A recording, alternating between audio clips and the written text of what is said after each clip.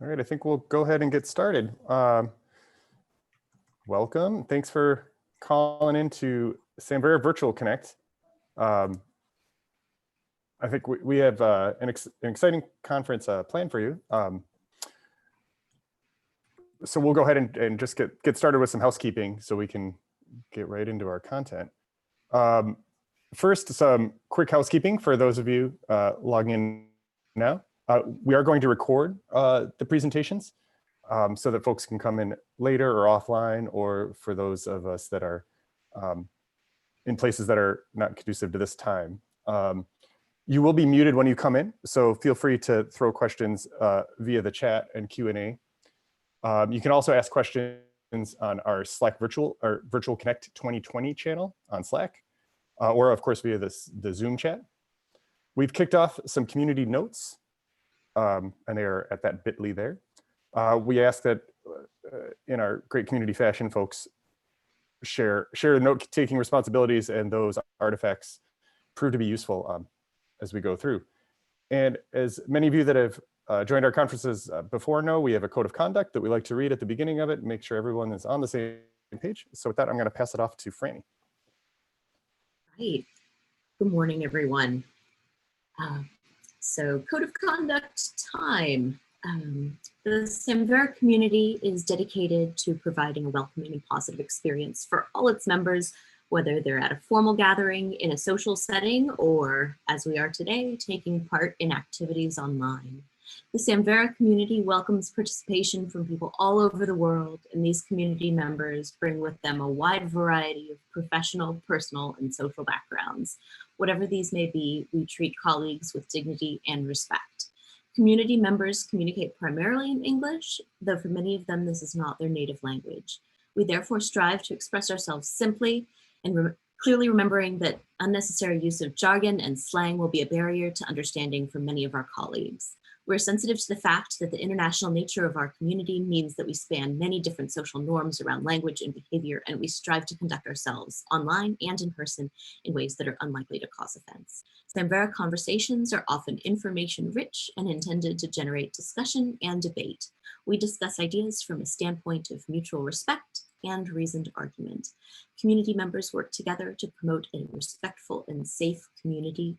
In the event that someone's conduct is causing offense or distress, Samvera has a detailed anti-harassment policy linked on the slide, which can be applied to address the problem. The first step in dealing with any serious misconduct is to contact a local meeting organizer. The Samvera community helpers, there's an email linked in this document, a community member you trust, or the Samvera steering group membership immediately. The anti-harassment policy should be consulted for further details. Thank you so much. Back to you, David. Thanks. And now just a quick bit about scheduling. So we'll run for approximately 3 hours. We'll break around 1 hour into it. Questions will be addressed at the end of each presentation given time. Go ahead and enter your questions via the Slack channel noted earlier or the Zoom chat. And we're going to try to keep to a tight schedule, so we will be reminding presenters as they get close to the end, and we're going to try to move at a quick pace. The full program is available at this bit.ly link. It's on the DurSpace wiki, and likely you got it via email as well.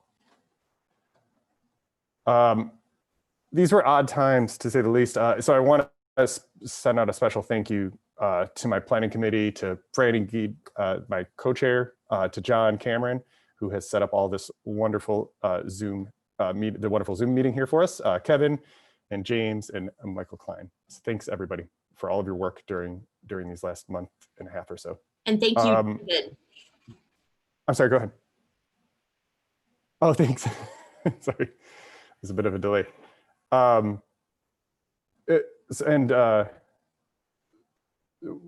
We received some sad news overnight, and I'm going to hand off the microphone here to Rob regarding a community member. So Rob, I'll let you go ahead and take the mic.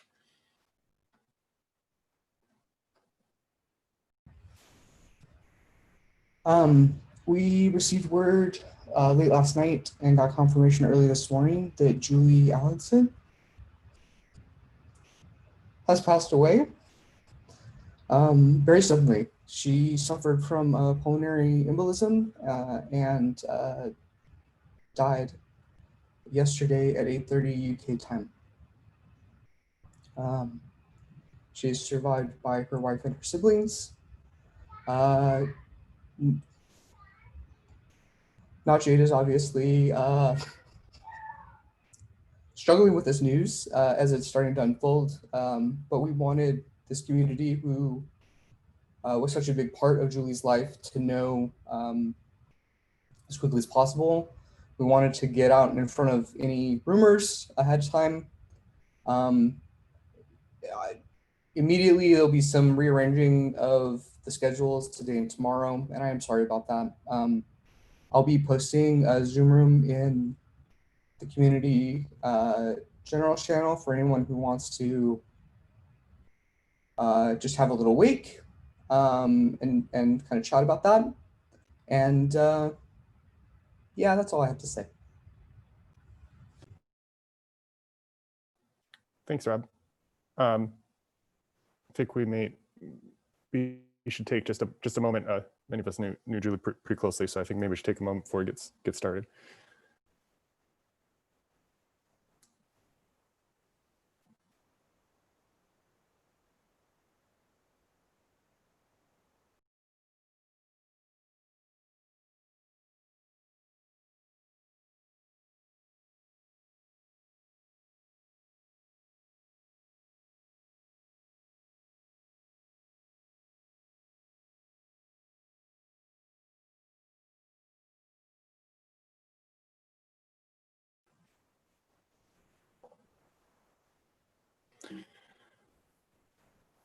Okay.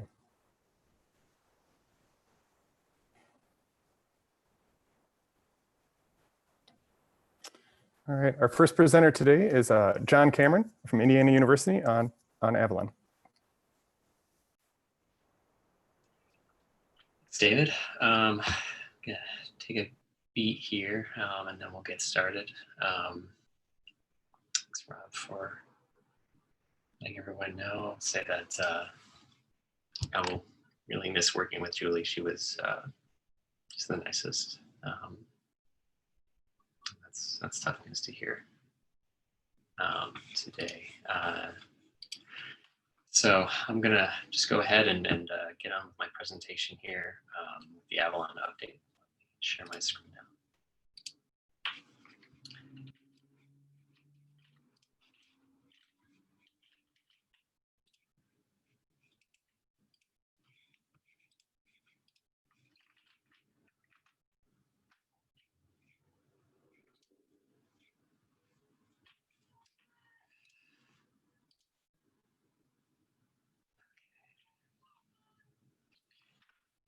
Okay, so I'm going to give the Avalon updates. I'm John Cameron. I am with the Indiana University Libraries. My title is Digital Media Service Manager.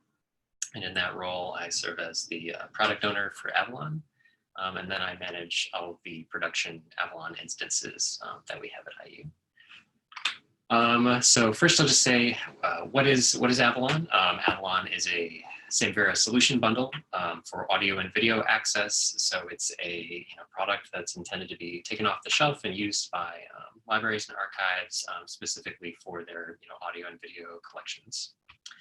It was jointly developed by Indiana and Northwestern from 2011 to 2020. As of our last big release, Northwestern stepped back from our partnership because they have all sorts of cool digital initiatives and other things.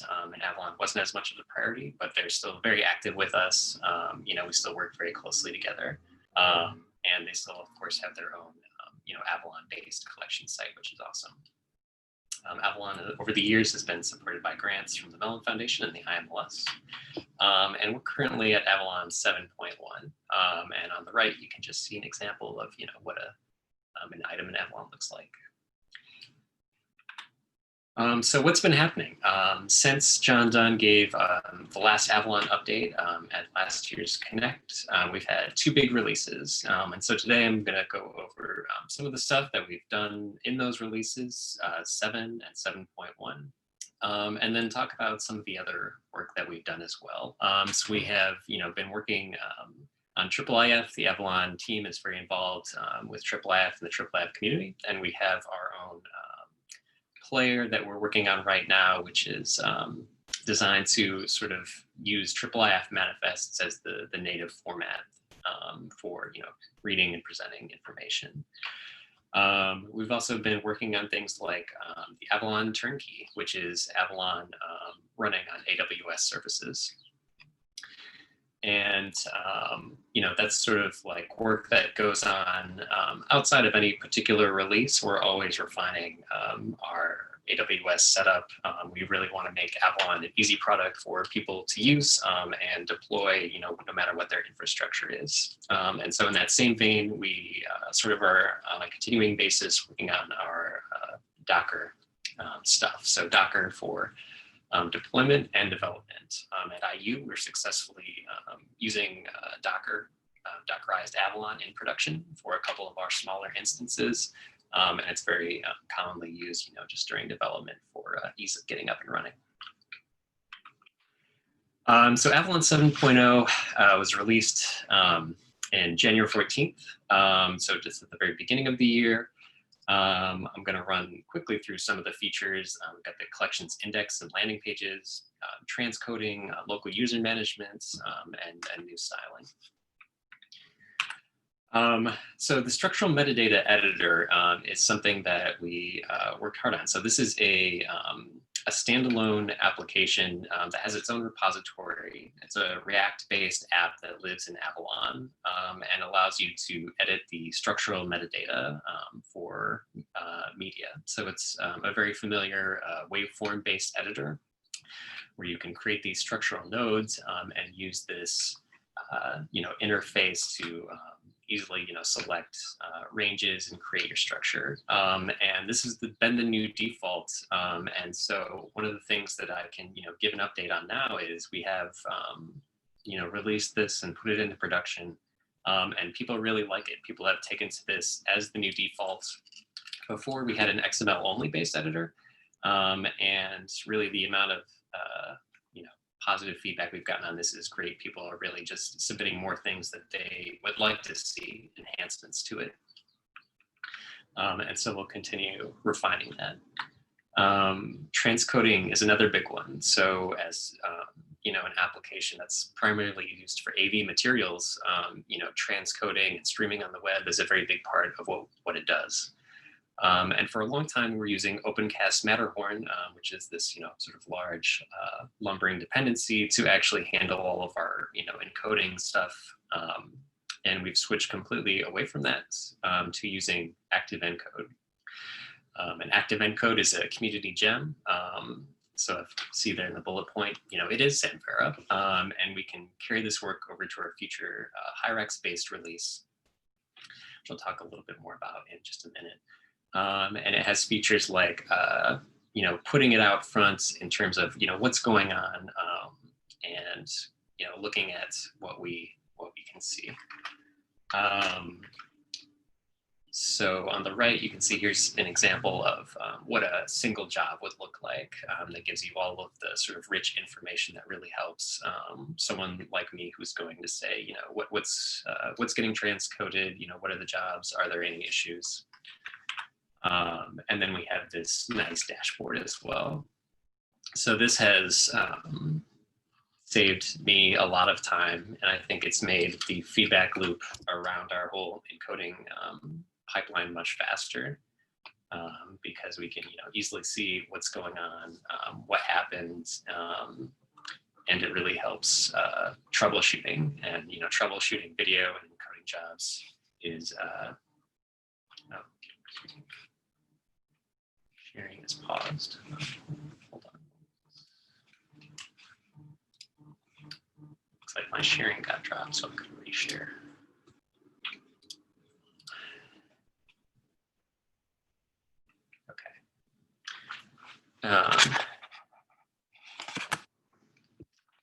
Moving on from that, so we also had collections, index, and landing pages.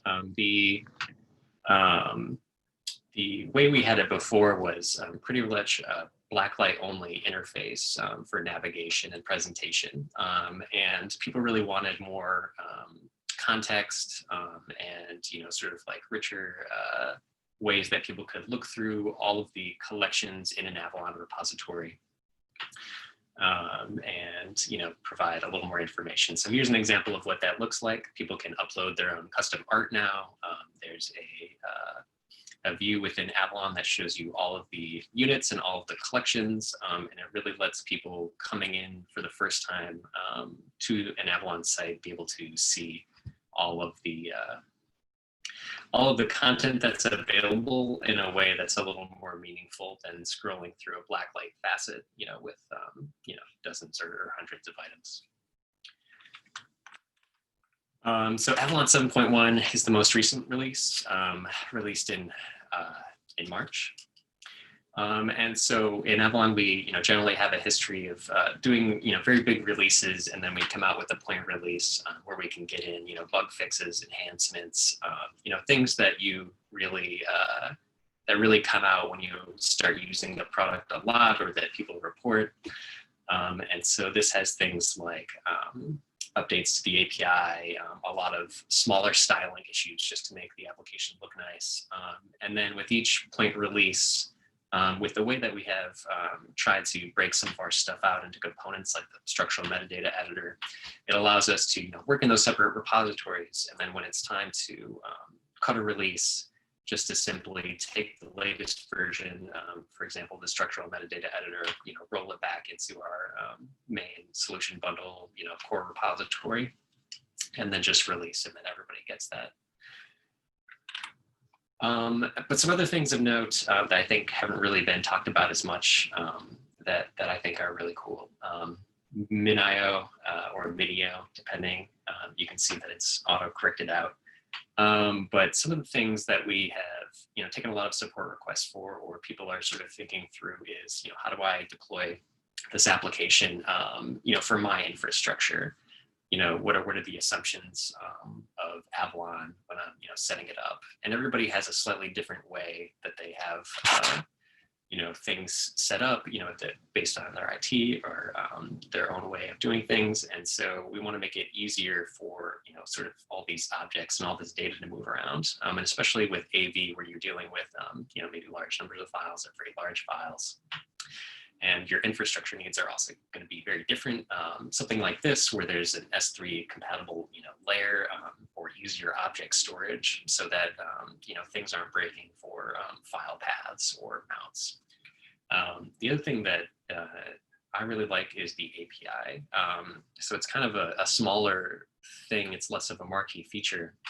But as we have more content in our Avalon instances, more people want to use the API, especially people who are wanting to, use content in an Avalon instance, as your repository, but then they want to display this media, on other sites. They want to give it a richer description, or they want to be able to use the structural metadata and display that in a different way.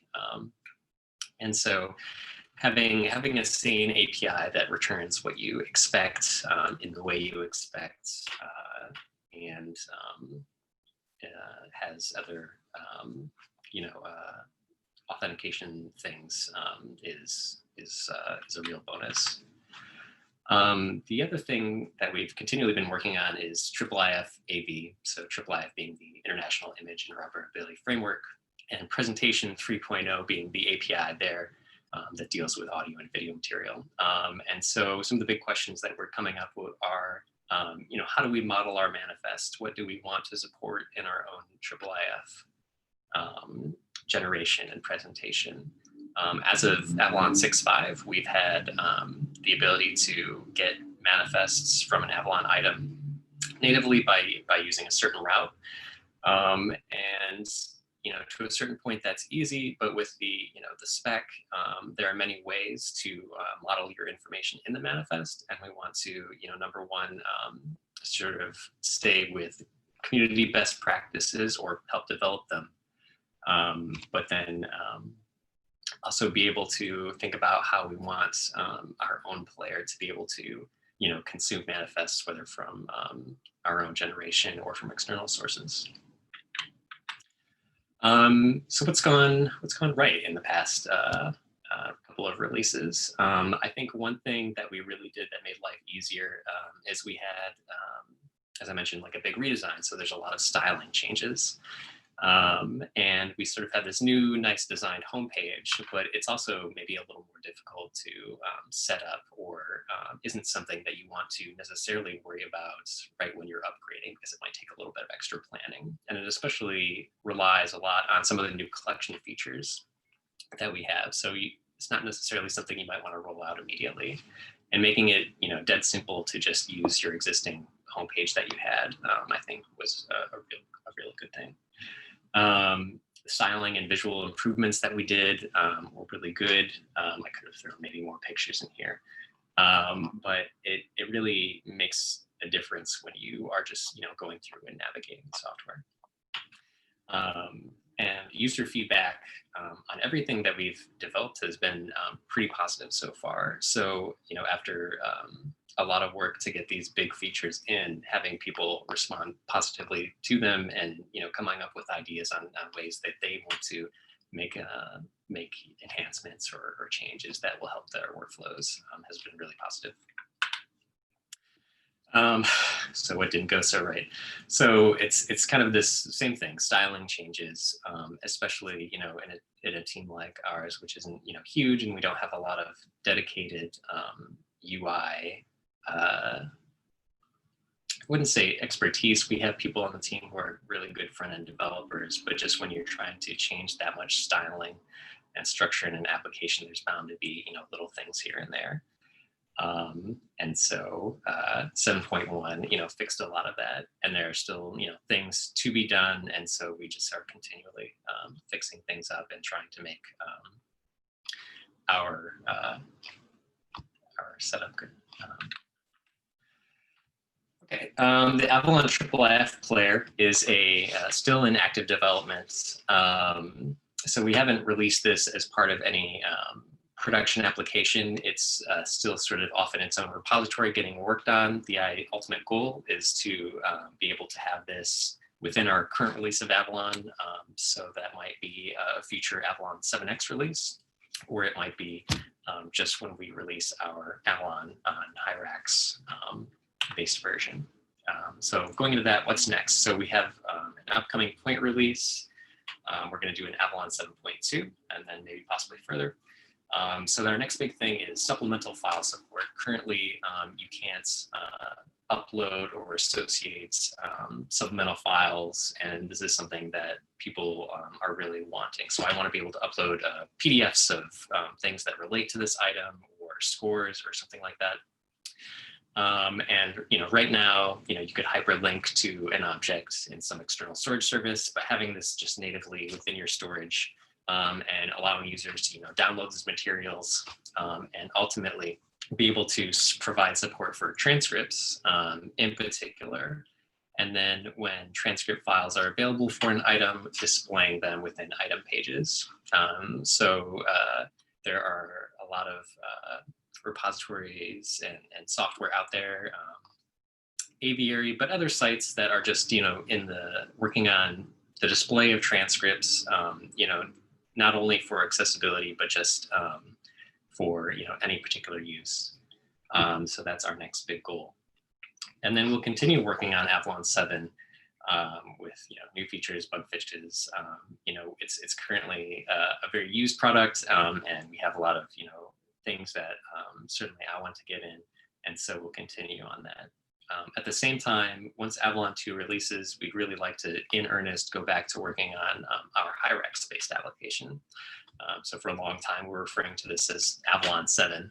Of course, we all know how those sort of things turn out.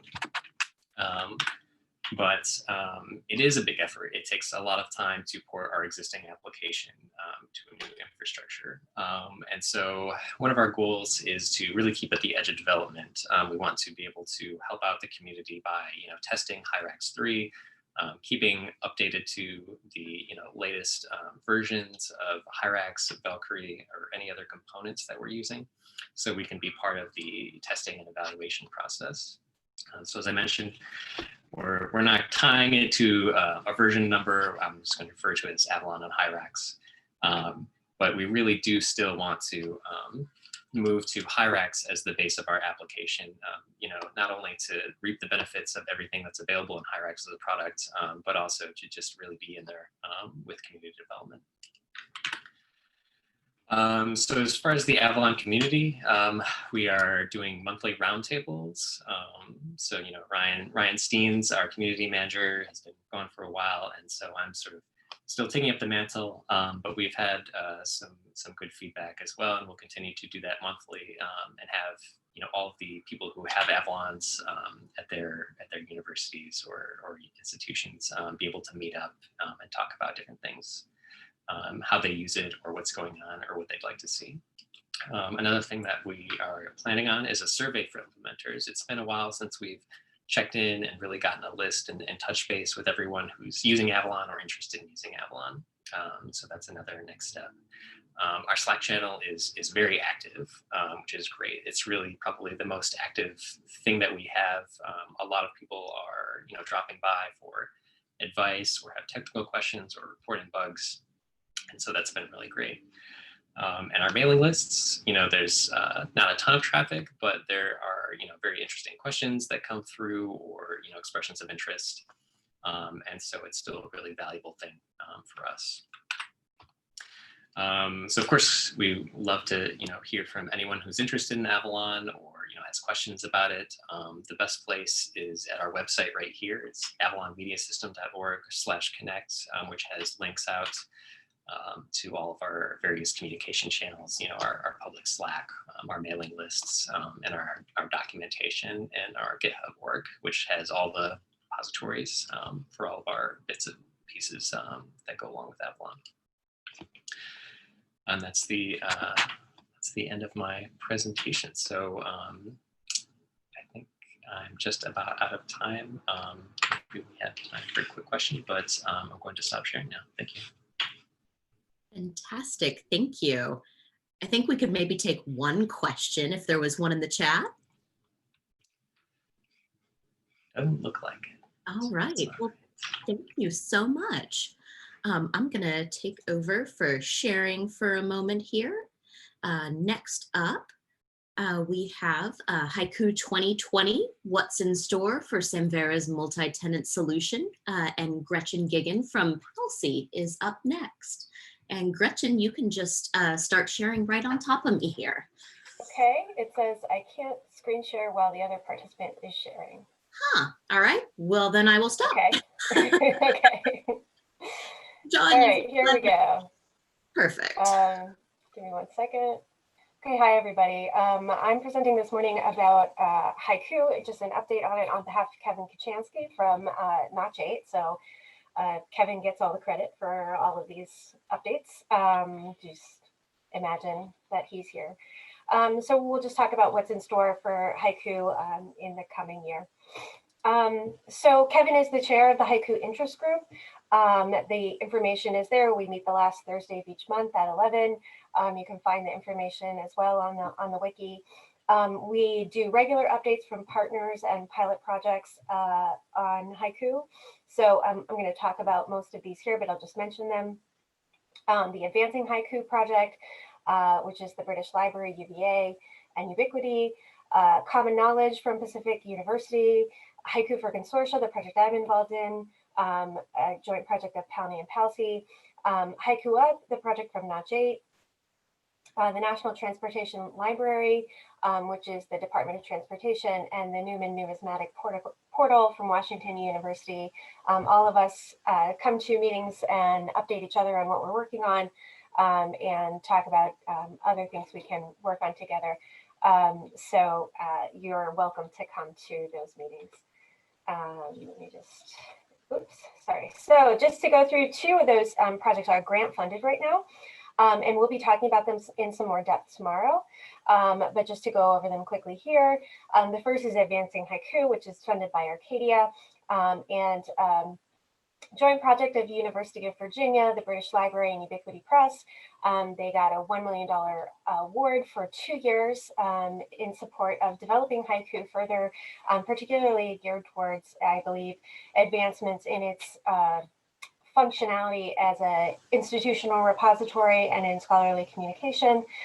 So there's some open resource discovery tool integration that they're looking into, metrics for usage of content, integration with things like ORCID, and some other interactive features. So that's the URL for their project. And as I said, we will talk about it in a bit more depth tomorrow.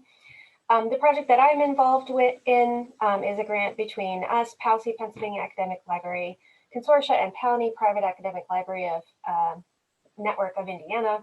And we're working together to advance Hyku's multi-tenant functionality, particularly with a consortia use case in mind. So we're working on things like ways to share workflows, ways to share things across tenants, and also some more options for creating unique theming and branding and interface at each tenant. And we're working on this with Notch 8. So that's our website there as well. And again, we'll be in the update tomorrow. Bulk racks is another big new addition that will be available in Hyku. And this was developed by Notch 8, and it's a import-export framework for adding collections and exporting out collections, supporting a lot of different protocols or services like OAI, CSV, Baget, and XML.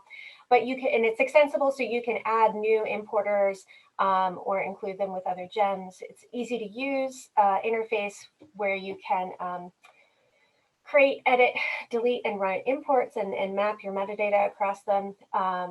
Incremental updates are being contributed through other projects with more robust support for export out of Oregon Digital. Hyku also has 2 service options now. So Ubiquity Press has developed their Ubiquity repositories, which is one way to get a Hyku service if that's what you're looking for, a hosted service.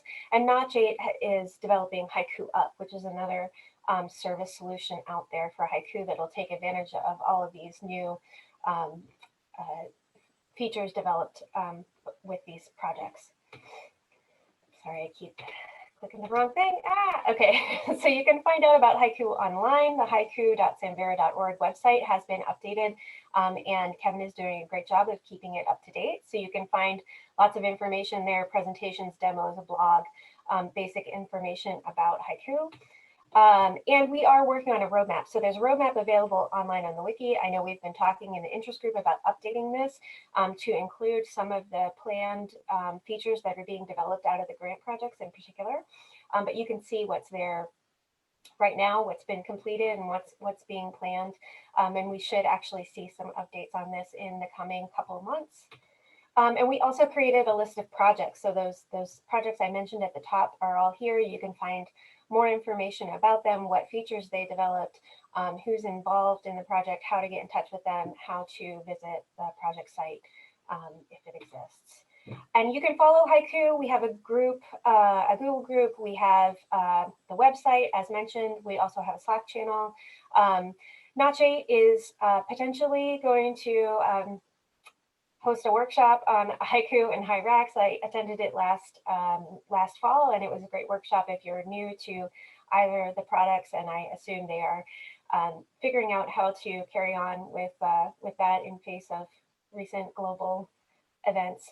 And as I mentioned, the interest group is also available. So on behalf of Kevin, that is the update on Hyku.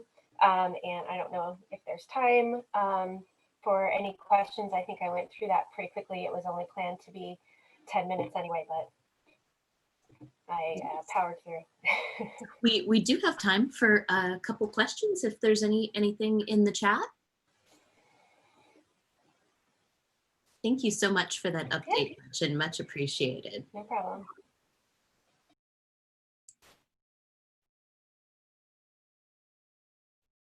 All right. Okay, thanks. Well, if not, feel free to post in Slack. And great. Well, we will continue on here. And next up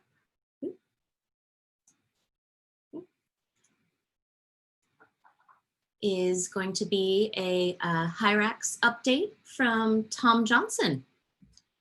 And I've been assured now that, Tom, you can screen share.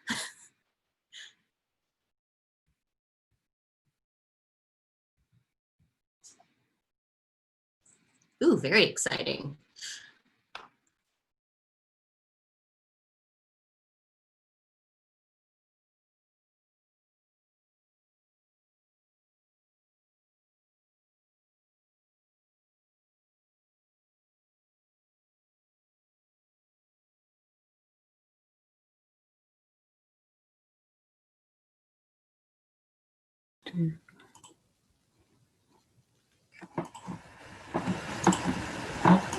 Sorry about this. I'm going to figure out how to get my browser up for you all. Good thing we've got a couple extra minutes.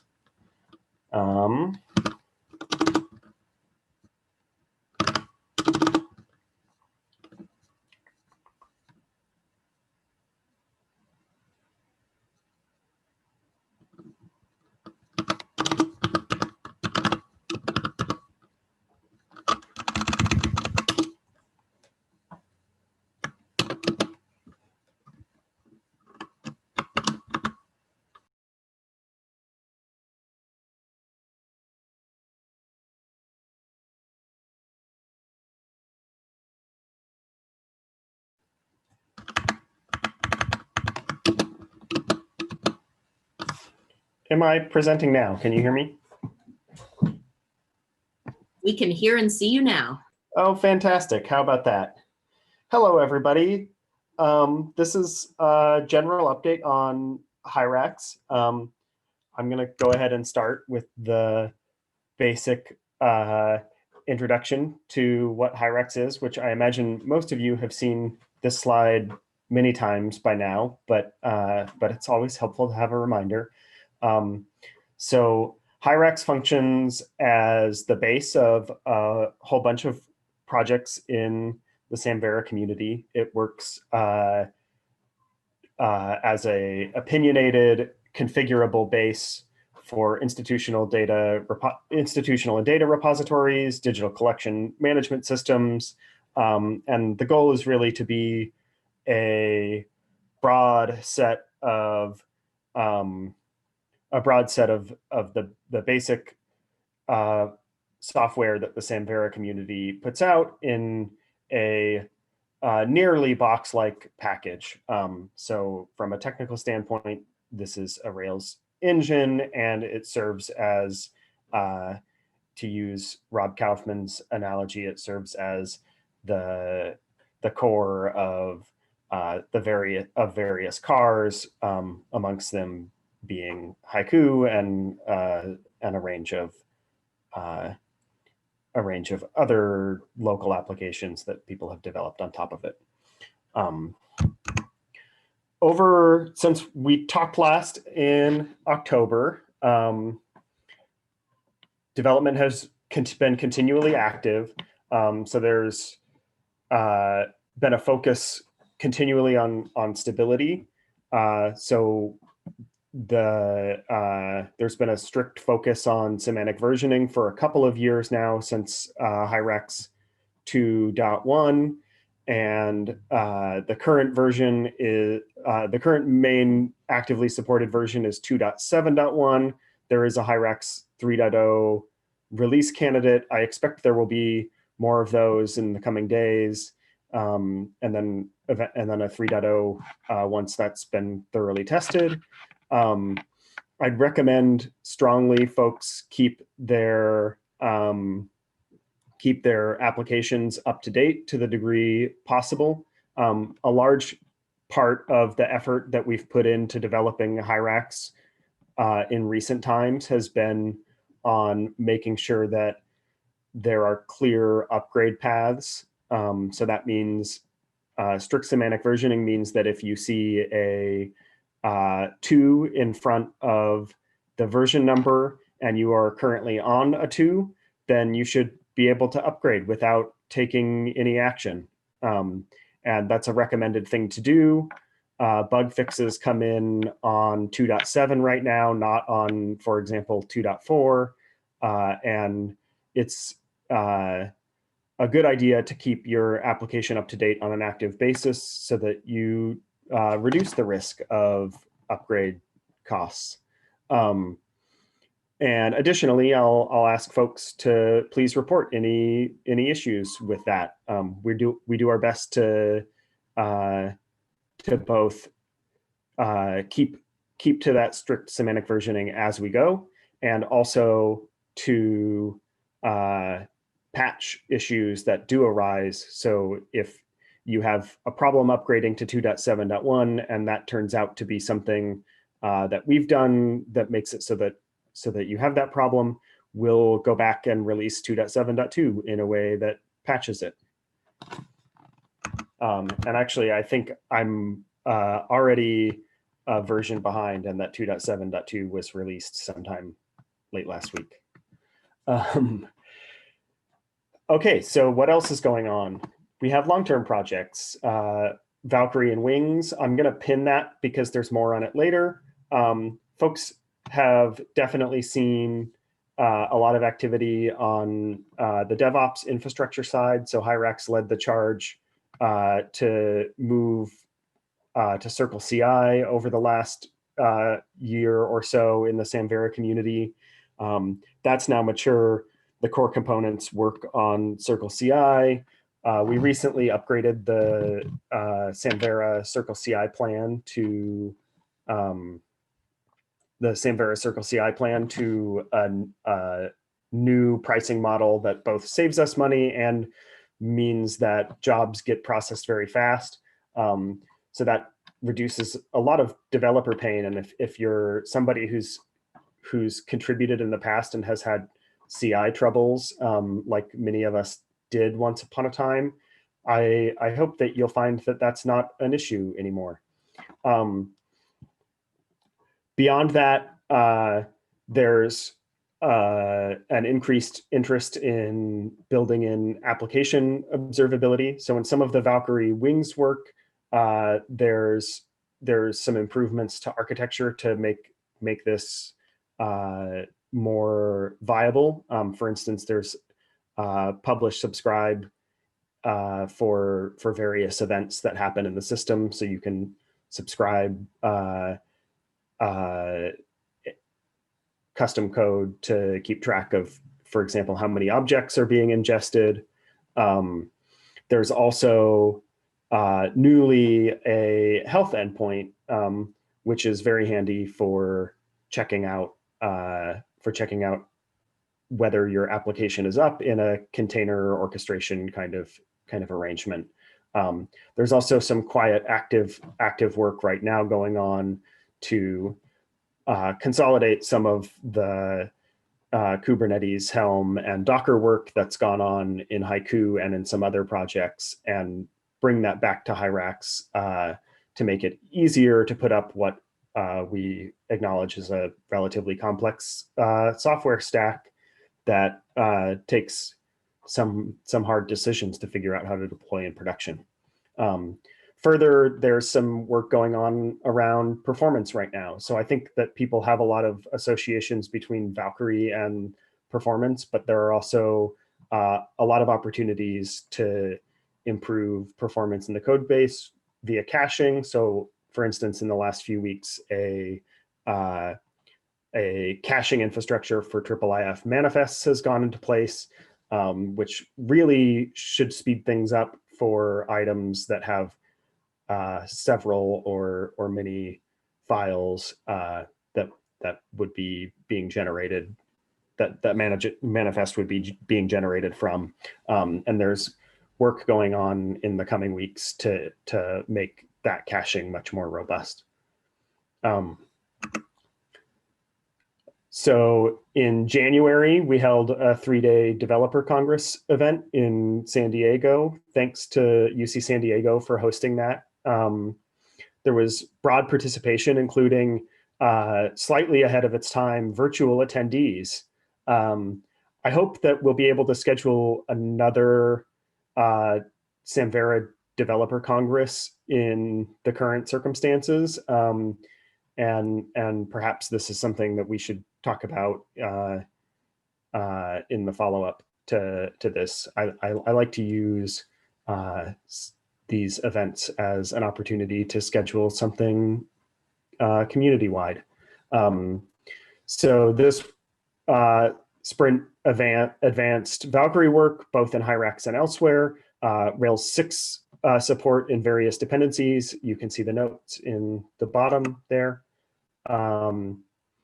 Valkyrie Wings work continues. So this is an effort to replace the aged active Fedora middleware infrastructure with more modern development patterns represented by Valkyrie. I'll remind folks that this is an ongoing project, that Wings itself is an adapter baked into Hyrax, designed to make the transition easy.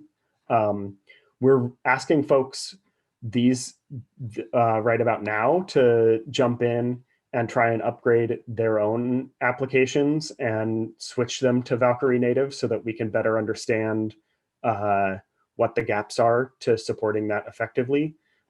So please be in touch with me on Slack if you have any interest in poking at your own application and figuring out how it might work in a Valkyrie world. And especially if you're interested in doing that, see the Hyrax Valkyrie usage guide, which is linked here, but also you can find it by searching that name on the GitHub Hyrax wiki. So how can you get involved? There are many ways to contribute. You can report issues. You can test newer versions and features and talk to us about how that's going and how it's meeting your needs. You can review code. You can submit PRs. You can do a lot of other things, contribute to working groups across the Samvera community. Chat is good in Slack. So we have a Hyrax channel. You'll also find that lots of Hyrax chatter goes on in general Samvera channels like dev and general and so on. You can get in touch with me. I'm the Hyrax tech lead. We still don't have a PO, though I'm optimistic that that won't continue to be the case through the fall. And you can also get involved more actively via two groups. One is the Hyrax interest group, which was formerly known as Cigar. That group is open to all. And yeah, there's a Slack channel, Hyrax interest group. And then there's also the maintenance WG, which has been continuously functioning for almost 2 years now. That has its own Slack channel. The current sprint began this week. We sprint 2 weeks on, 2 weeks off. There's an update on that later in the day. And that's it. That's a Hyrax. I think I ran right up to time, so I'm going to take questions in rather than here. We do have a question about a projected release date for Hex 3.0 after testing. I think Hyrax 3 is imminent. The main thing that we need to do is just iron out the release notes and then have a RC2 ASAP. And then what we normally do is allow the RC2 to exist for about 2 weeks so that folks have a chance to make sure that the release candidate is actually working as expected. And then at that point, the candidate becomes the release.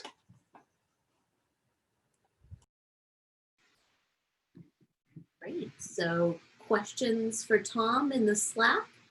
And moving on to Valkyrizing the Duke Digital Repository. Okay, everybody can see my Valkyrizing the Duke Digital Repository title slide, I hope. So good day to all of you across the time zones. Thanks for the opportunity to share with you about our Valkyrizing the Duke Digital Repository project. I know the program says Will Sexton et al., but I will be presenting solo today. We called the project DDR Evolution, or DREVO. What we launched in January was version 2.0.0 of the Duke Digital Repository. As we went to rely on it for their work, we changed that to DDR Current, or really just DDR, because you'll see that in a few places and I'll refer to the code base.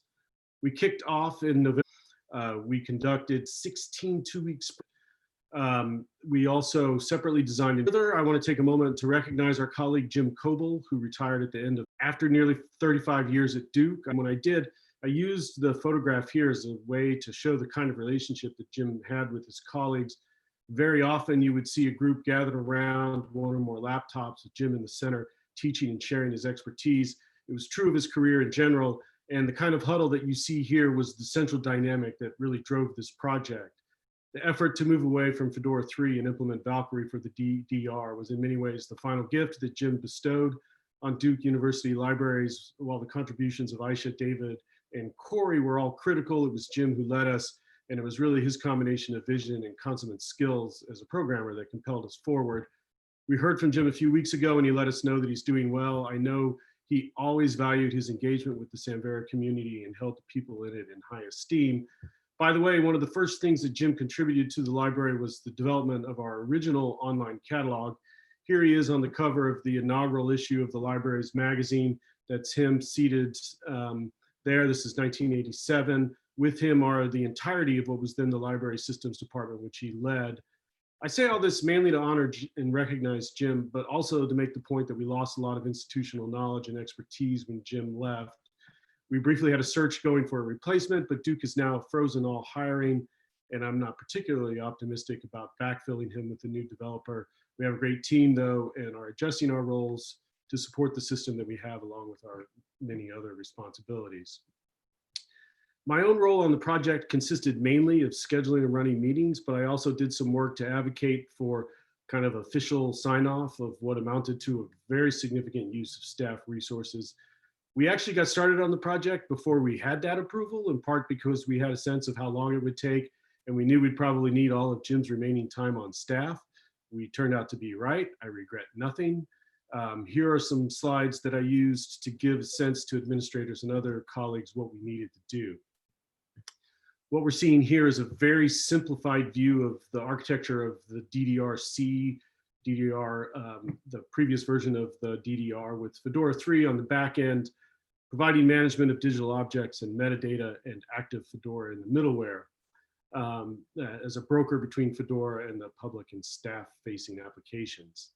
With the next slide, I'm highlighting those two pieces of the architecture in particular as the ones that needed our attention. And then this slide explains why we needed to address those parts of the architecture. Fedora 3 was nearing the end of life, and the version of Active Fedora that we required was no longer supported. It also mentions that we had tried to migrate to Fedora 4 in 2016, but were not successful. That effort became the impetus for a kind of broader discussion about Fedora within the community at the time.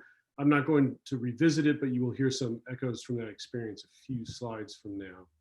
So if we remove those elements from the architecture, what replaces them? That's when Valkyrie swoops in, dual wielding PostgreSQL and the file system to manage metadata and digital objects. Finally, this slide fills in more about Valkyrie. The date when I first presented these slides was March 14th of last year. So that release from Samvera Labs was very timely and I think helped legitimize our proposal. Those final 2 points about its current use in production and the plans for Hyrax reflected the state of Hyrax, or Valkyrie as I understood it at the time. So why did we choose to go this way with the DDR platform? We considered 3 alternatives for replacing Fedora and Active Fedora, and I'll briefly touch on each one and share some quotations from the analysis that Jim wrote for us in January of 2019. First, we considered updating to the latest Fedora, and you can see Jim's commentary here. He felt that subsequent versions of Fedora were quite different from 3, that the project would take about the same amount of work as the Valkyrie option, and there were some aspects of the later versions of Fedora that he had some concerns about. He mentions opacity of data storage in that one quote. We also considered what would have been a very complex migration to Hyrax. Jim thought it would result in the most kind of mainstream setting for the repository with respect to the community. And if you recall, we had just completed the rollout of the Hyrax-based research data repository, and the alignment with Hyrax certainly made this an appealing option. However, it would have been less of a clean refactor, and we would have had to spend more time working directly with stakeholders on mapping the DDR's functionality onto Hyrax's. Working directly with stakeholders is generally the lifeblood of our work, but as much as we value those collaborations, it seemed like it would pull even more people's time into an already daunting project. Finally, the Valkyrie option seemed like the simplest and most direct path forward. Jim noted the risk of Valkyrie still being a labs project in January of last year, but as we've seen by the time we got our audience to pitch the idea, it had been released as a full community project. Here's a rough timeline of the different phases of the work on the project. I'm going to walk through a little and share an example user story from Jira for each one. So the Sprint 0 setup phase really began in November when we had some discussion about the options I just mentioned and worked on getting the infrastructure set up that the developers would need. The main coding work commenced with refactoring the data model, including linking them up to the Valkyrie code base. During the next phase, the team focused on staff-facing functionality, refactoring batch operations, and re-implementing the staff UI. Now we get to the second half of the timeline. Here, Jim began focusing on preparing the way for data migration, developing the tools that we would need to do that. At the same time, Corey Lown joined the team to re-implement the public-facing UI. There's that one. David spent some time setting up the production environment. Aisha and Hugh, other developers, kept in contact, but also began shifting their attention to other projects. Concurrently with Corey's work, Jim then began the data migration. He didn't use Jira, so here's a snippet from his documentation. Both of these phases continued into January, right up to the launch. So if we'll return to this diagram, you'll recall it's the highly simplified architecture of the previous version of the DDR. Here's what that architecture looked like with a little bit more detail. As before, I'll highlight in yellow the pieces of the architecture that would be factored out for this project. The names of these modules are fairly self-explanatory, but quickly, DDR aux provides auxiliary web services for the DDR. DDR models, as you might guess, define the data models in this architecture. DUL Hydra was the Hydra head that essentially stood up the staff administrative application. DDR batch provided batch operations. DDR public, you can probably guess, was the public UI. And DDR portals provided customized overrides for settings in DDR public. Okay, now they'll fly out. And what takes their place? Still keeping it somewhat simplified, here's an overview of the DDR architecture. DDR core absorbs the data models and some of, I think, the functionality from DUL Hydra. DDR admin absorbs DDR batch and the staff app functionality from DUL Hydra. DDR public is now named DDR Xenon. I'll also point out that read operations flow through DDR core, whoops, while write flows through the DDR admin, and also those connections from Xenon and admin to core kind of meant to show the strong dependencies between those modules. We also did a redesign of our homepage for the repository, which, as you can see, runs here, runs as a third-level domain under duke.edu. We've long had issues with representation for our repository platforms and communicating the services to staff and to users. In the past, we've used Duke Digital Repository as an umbrella moniker for 3 different repository platforms, one of which, confusingly, is the software stack that we also call Duke Digital Repository, the one that runs at this third-level domain. In the past year or so, we've stopped using the term that way and have done more to highlight the identities of the three platforms. The main audience for this page is really library staff who need a single point through which to direct patrons who are seeking repository services. It's still not perfect, but it's definitely an improvement on what we had before.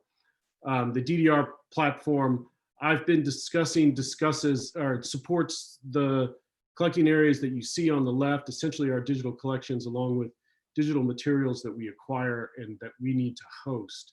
On the right, you see directions to the Hyrax-based Duke research data repository that I've mentioned, as well as our open access repository, which was established using Duke DSpace back in 2006. Our colleague Michael Dahl put this design together, working together with the user-focused team of the Digital Preservation and Publishing Program, which is a mouthful of nomenclature, but a very helpful committee, and I don't mean that ironically, that we leaned on to help us work through some of these issues. We've also undertaken a project to bring more consistency to headers and footers across the various platforms that we developed that have discovery components.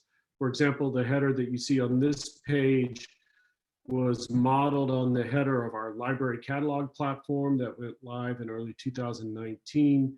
You can see some of the same design elements, the use of the logo, this text block, the search box. There's a story about why the shades of green are different here that we could tell another time. Finally, the links on the right are at least semantically similar. We hope that this approach helps with the user's experience of switching between these contexts, but even more so brings some unity of design to our staff who work with users on these services. If that's too optimistic, maybe it at least suppresses what was previously a severe disunity of design. We did a work cycle on the DSpace platform earlier this year and carved out some time in that one to bring that platform's header in line with this framework. We'll be opportunistic about doing the same thing with the research data repository when we have a chance, but its original 2018 header is not too far off from the others. So in conclusion, this project was a massive repayment of technical debt for us. It eclipses, I believe, the also considerable repayment that we made in 2018 when we updated that DSpace repository from version 1.7, which was released in 2010, to version 6.2. We currently have a team at Duke University Libraries that's migrating our catalog from IIIF to Folio, and until they complete their work, I believe that Drivo occupies the #1 spot as the greatest single project repayment of technical debt in our organization's history, for what that's worth. Thank you for your attention, and I'm happy to take questions, with the disclaimer that any particularly technical questions I'll likely need to forward on to our team who have more expertise than I do.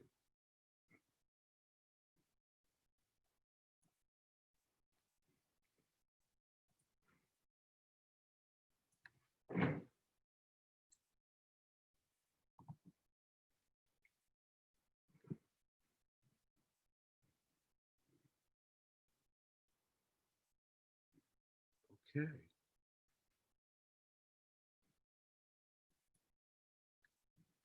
Just seeing a thank you in the chat, like the visual juxtaposition of Valkyrie and the Blue Devil.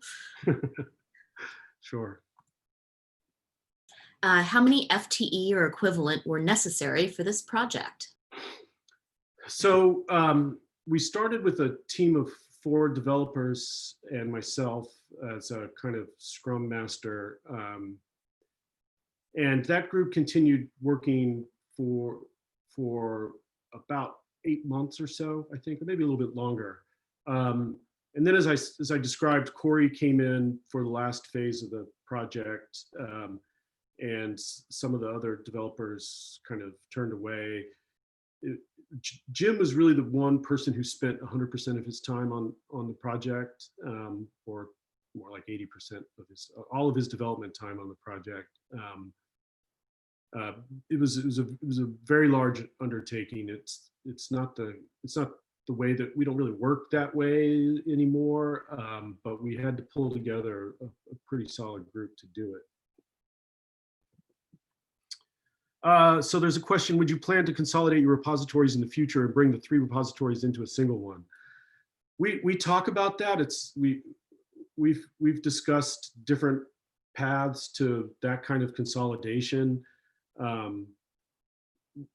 We waver between believing that would actually reduce the amount of technical debt we're outlaying on a regular basis. There are things about DSpace that are important, at least to us for now, that they're DSpace. It integrates with symplectic elements, for one thing. I think if we were to do it, we would have to put a lot of planning and effort into it, and we probably need to be able to backfill Jim Koval's position. Related question, was there ever an option of moving to something outside Samvera? We never considered those options. That's a great question. In general, we didn't really see, we've done some work on kind of environmental scans for repository platforms, and we do these periodically, and we never come away convinced that there are options that we would prefer to our Samvera solutions.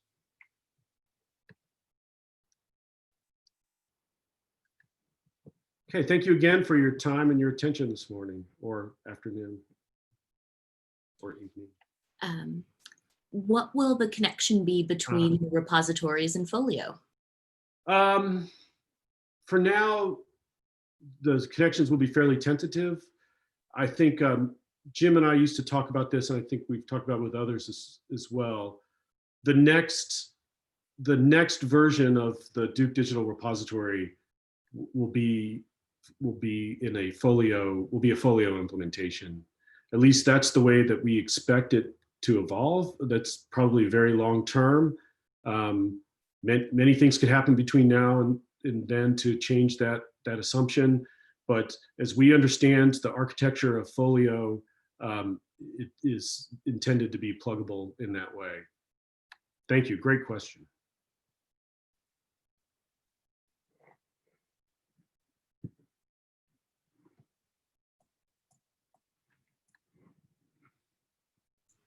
Okay, thank you, everyone. I think we're at time. Yes. All right.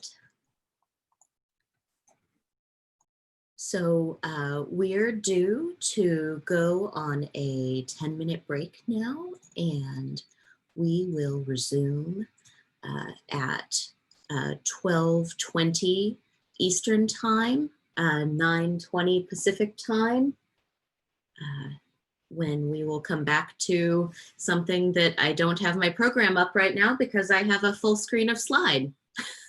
I believe we have the working groups up after the break.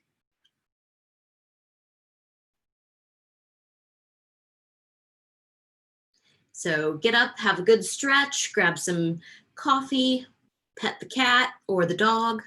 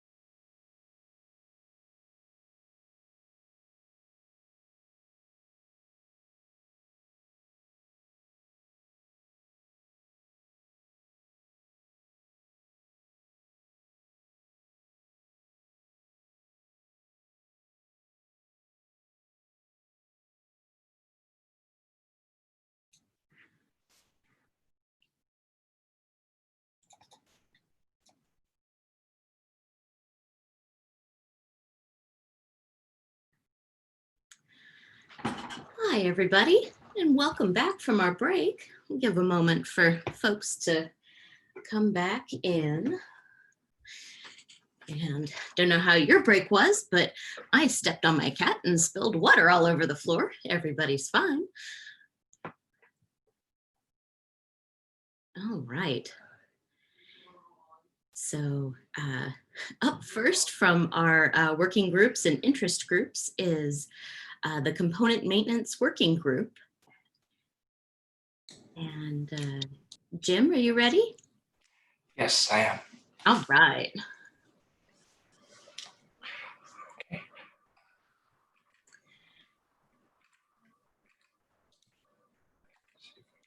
Screen. All right, well, let's go ahead and get started. All right, shall I share my screen? I don't think we've got slides for this part. Okay, sorry for that then. Oh, no, that's okay. But if you want to put them in the folder for folks to take a look at afterwards, should be good. Understood. Okay. Sorry for that. Hello, everyone. I'm James Griffin, and on behalf of the Component Maintenance Working Group, I'd just like to provide a very brief update. So currently, we're chartered to address phase 4 of the Component Maintenance Working Group.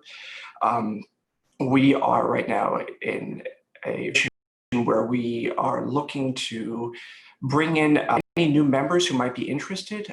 Currently, we have active members from data experts from Indiana University and from the library and from UC Santa Barbara.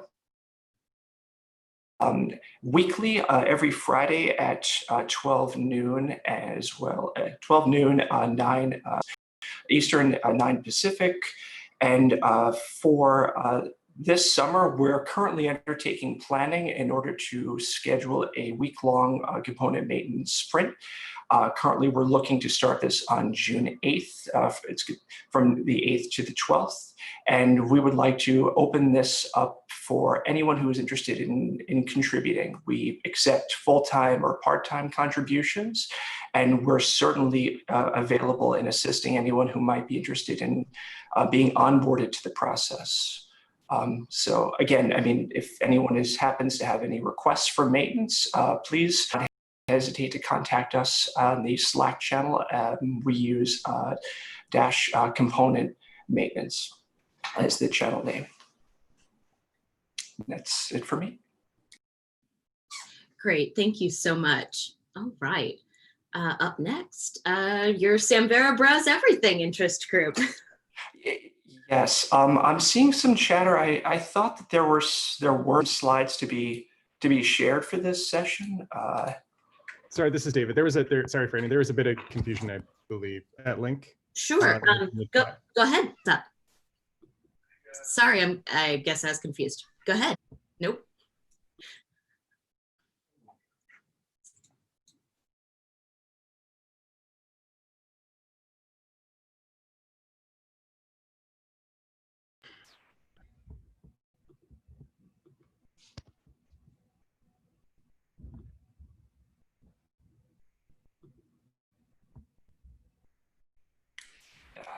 I could try to share as well.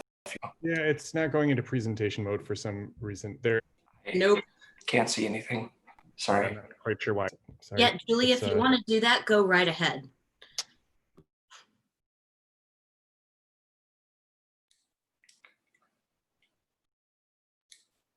Those are on the slides as well, just for contact information. Yes, on that Slack channel. Anyone at any time is. Thank you very much. Thank you. So right now, build the Browse Everything component. We have for discussions relating to this, and essentially, this is my fault. I apologize for this. I am the first with huge contributions made from the University of Cincinnati as Western University. Right now, we're seeking to revive some reprioritization within the Princeton University Library, available to lead a community sprint fall. However, there is a call to revive regular meetings. I will also state that for the, we internally in Princeton have been testing some of we've had some successes with this. So I'm hoping that following improvements to the gym, we can start to revive and perhaps explore future steps for releasing as everything 2.0 gym. As for anyone who has any bugs or bug reports for the current state, to contact me personally or reach out to anyone on. Thank you very much. Okay, hi everyone. I'm Anna Goslin, and I'm one of the co-facilitators of the interest group along with Nora Egloff. SMIG recommendations for the Samvera community, focusing primarily on newcomers, furthering interoperability among Samvera projects, ask metadata questions, providing ways to share metadata work, take shared modeling, and developing and charging working group community metadata activities. The Samvera met the fourth Tuesday of the month from 3 to 4 p.m. Eastern via Zoom, and our calls average around 10 to 15 participants. Our next meeting is on Tuesday, May 26th. And since Samvera Connect last fall, 2 new working groups. First is the Hyrax version 3 metadata application program review working group, chaired by Nora Egloff, which you'll be hearing tomorrow. Also since Samvera Connect, and that's it. Thank you.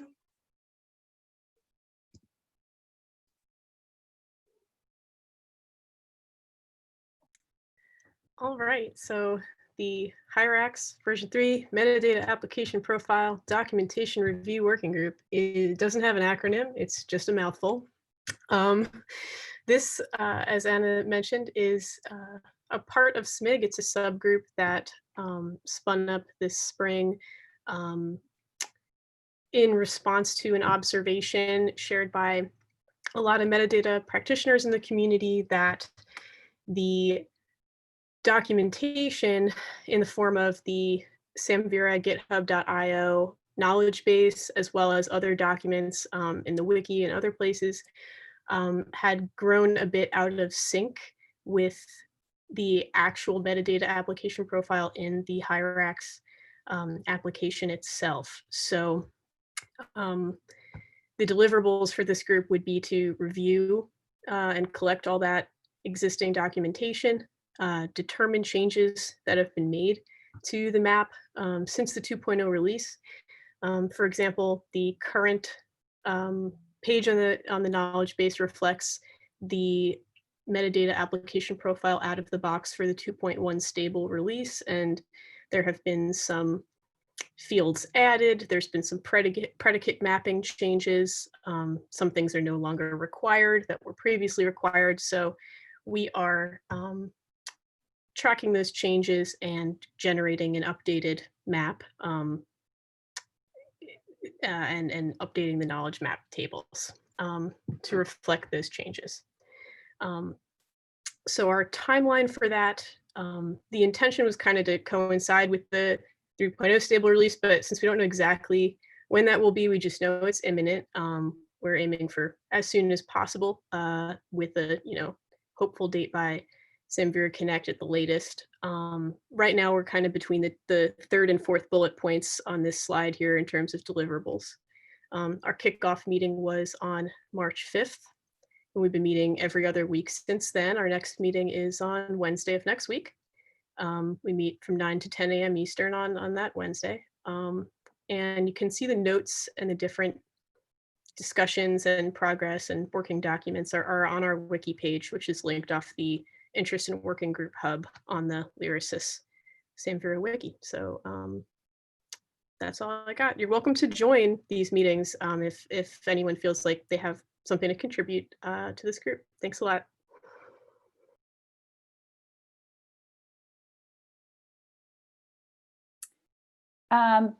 Hi, everyone. My name is Maura Downey. I am a repository content analyst at Duke University Libraries, and I'm co-chair of the Repository Management Interest Group, along with Nabila Jaffer, the program manager for strategic projects at University of Michigan. Our group meets on the first Monday of the month at 1 p.m. Eastern. We are available under the Repo Manager's Slack channel, and we'll generally post any agenda items and the call details ahead of time there. We cover a really broad range of topics at our meetings, and we're sort of generally charged with providing collective input on feature development and providing both use cases for and feedback on specific feature implementation. The group is not just for repository managers. It's a group for all types of managers, and you don't even have to be a manager. I'm not a manager of anything. If you work in IT, if you're a program manager, project manager, service manager, or any other sort of repository related manager or staff member, you're welcome to join us. In the past, work like the coordinated release candidate testing has come out of our group. Some highlights since last year's Connect: we've been a little light on meetings, but we had an exceptionally helpful demo of the bulk racks tool that's been developed by the folks at Notch 8 for bulk import of objects into Hyrax, in addition to a couple of informational institutional demonstrations of updates to local Hyrax implementations. We also had a really wide-ranging discussion assessing community interest in some potential Hyrax features that Michigan in particular has been mulling over, like improved file set metadata and a more robust API infrastructure. Coming up, some of us will almost certainly be involved in any upcoming release candidate testing. And we are always open to discussion topics and agenda items from the community, so please feel free to join us. Thanks.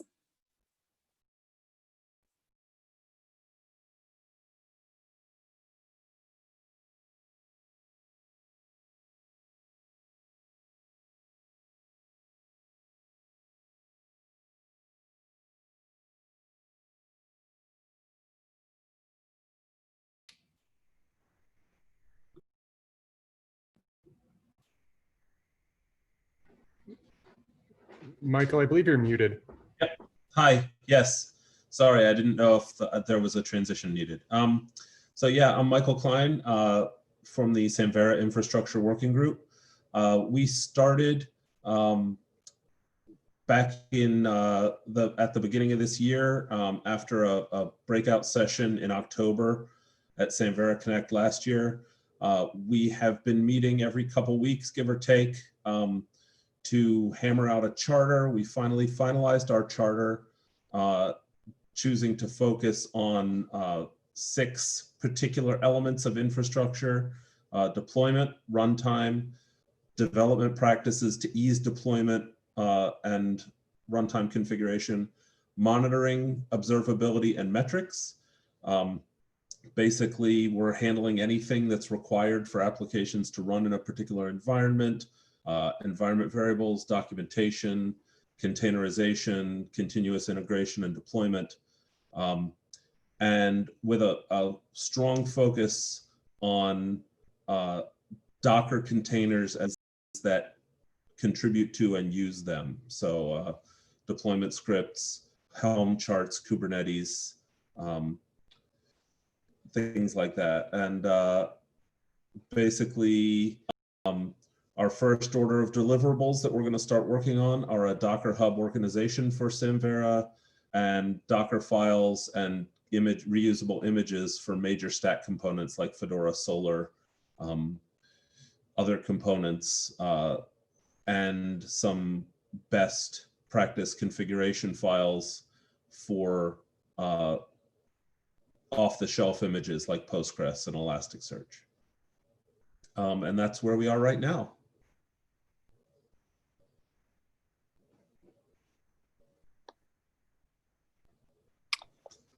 Hi, everyone. I'm Evan English from Boston Public Library. I'm the chair of the interest group. We meet the first Thursday of every other month at 1 p.m. We've skipped a couple meetings due to the pandemic craziness, but our next meeting is July 2nd. You can see we're on the wiki. We have a Slack channel. So basically, this is an interest group, not a working group, so we don't really have specific deliverables, but in general, we talk about things like development priorities for Paperworks Gem, which is a Hyrax plugin that provides newspaper content models, batch ingest scripts, and UX components for newspaper materials. We talk about newspaper data modeling within the Samvera, Hyrax, Fedora universe. We talk about UX, data, migration, batch ingest, all that kind of stuff. So it's basically just a way to talk about newspapers, how to deal with them in Samvera or IIIF or basically any other. Hi, folks. For this, so you'll find for these slides, you'll find some updated info,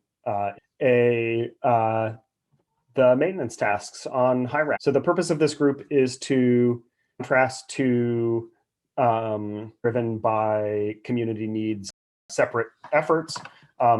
This group or that things move in that direction. So the group meets in sort of a and they run 2 weeks up at 12:30 Eastern. That runs during those 2 weeks on. So that works out to has been held.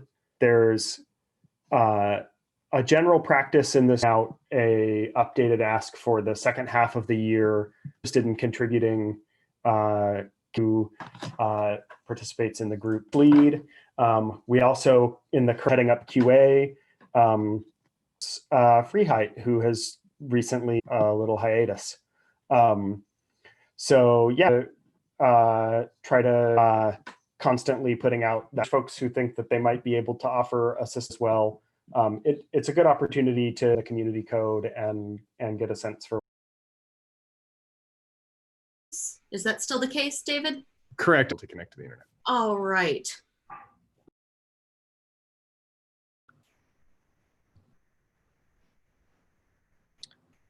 Okay, so Please do.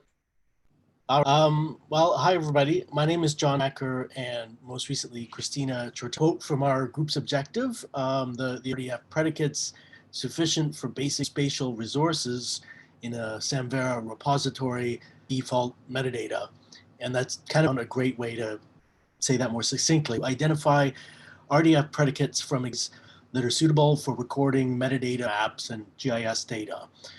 And during that time, we've been making, but the reality is, I'm sure many people will understand, it's that we all have lots of responsibilities, and so finding time to keep projects like this going is always tough. But nevertheless, we are committed to finishing this project, hopefully in the near future.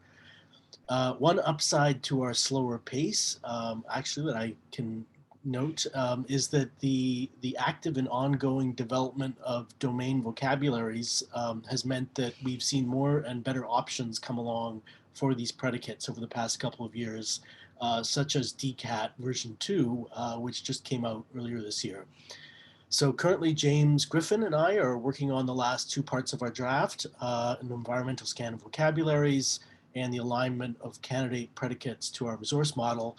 And once those are complete, we will enter a review phase of the draft with the rest of the group. And we had a timeline for this that was unfortunately interrupted by COVID craziness. And so now we're looking to reset that timeline shortly. That's it for me. Great. Thank you so much, John. And we will have further working group updates tomorrow on Friday. And we might also try to fit Jeremy in there as well if his connection issues are resolved by then. So let's go ahead and we will move on with the show. And up next is going to be the React NPM module / dev environment starter package. And Adam Arling is going to explain what that means. Adam. Right. Share my screen here.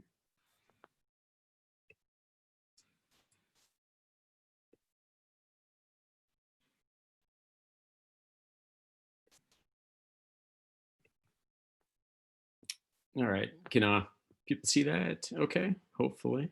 Looking good. Great. Okay, so yeah, my name is Adam Arling. I'm a front-end developer at Northwestern University Libraries. And today I'm going to talk about, something called a starter React component NPM, which is a GitHub repo that's currently hosted or currently under Samvera Labs. And it allows you to basically build and package a React component module. So the big question, why? Why does this matter? Why was it created? So over the past 2 years, our team has been kind of gravitating towards developing API-driven applications, and for us, reusable UI, or I guess reusable like anything for that matter, definitely has value. So if you're not building out separate UI yet, this might not be super relevant, but I'll still give a small preview if you happen to go down that road. So to make reusable stuff, I guess in our case, for running React components, we need two things. We need to be able to build and test what we're making in a local development environment. And then we need to be able to package our module and make sure it works as expected.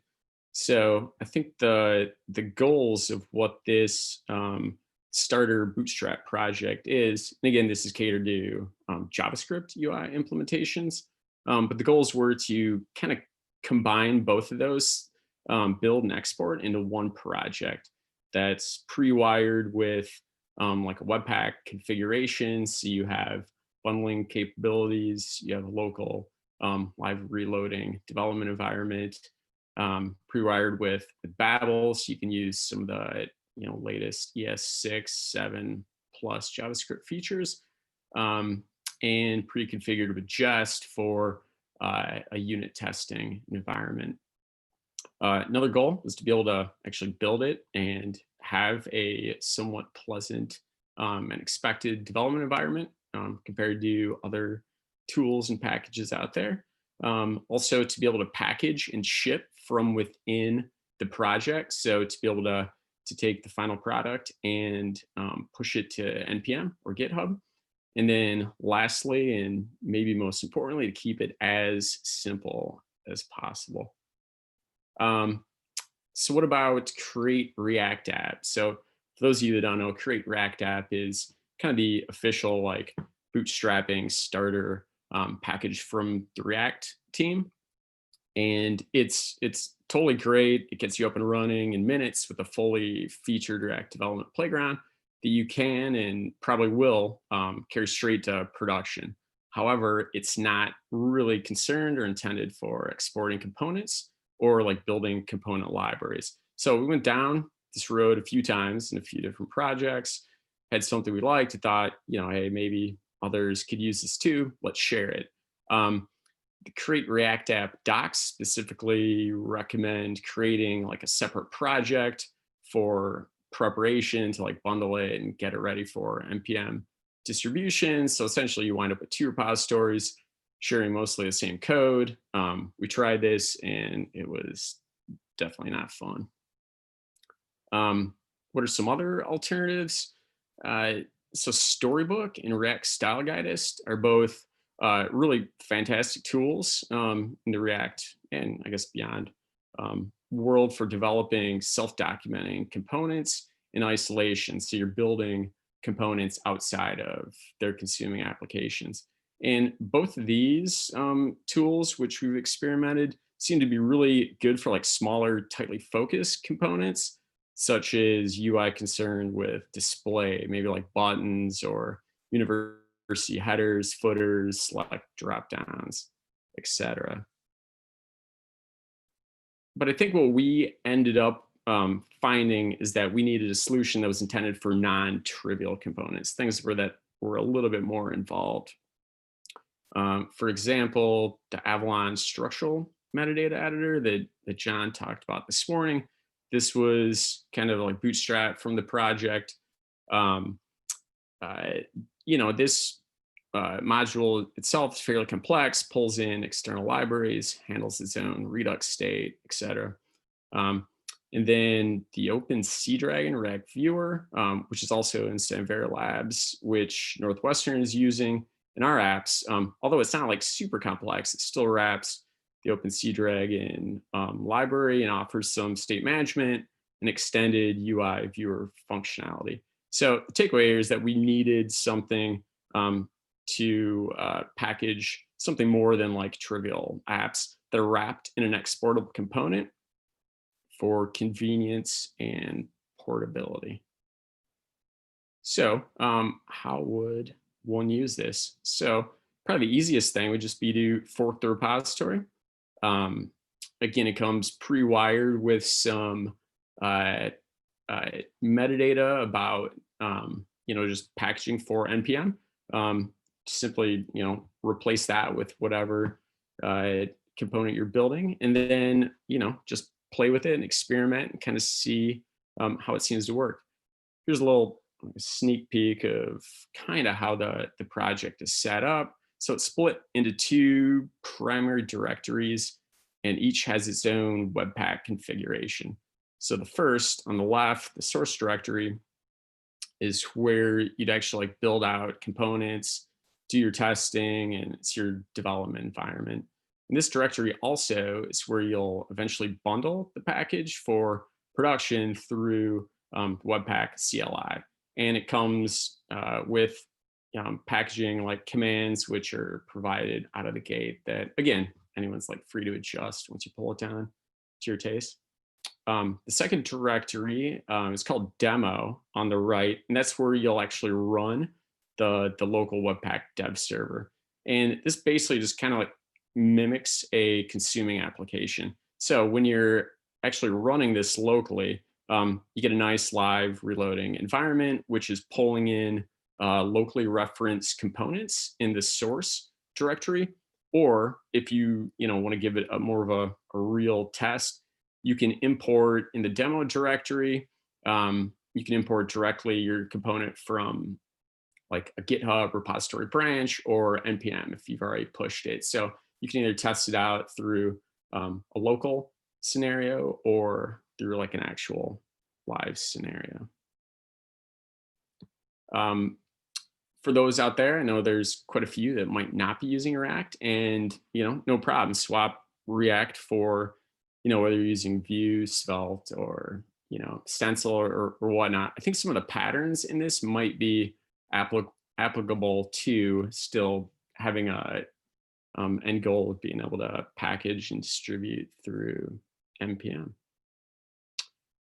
So this was kind of created out of a need, and it's definitely very much a work in progress. That being said, suggestions, comments, anyone that happens to experiment with it, whatever you think, suggestions, comments are very much welcomed. There's my contact info below and a couple links to the Samvera Labs repositories. People feel like kicking the tires. And that's it.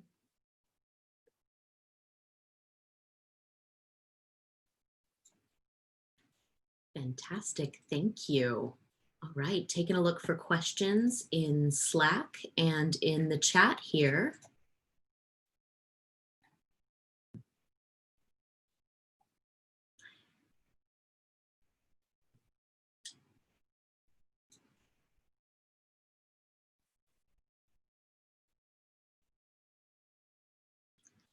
Leaving time for typing.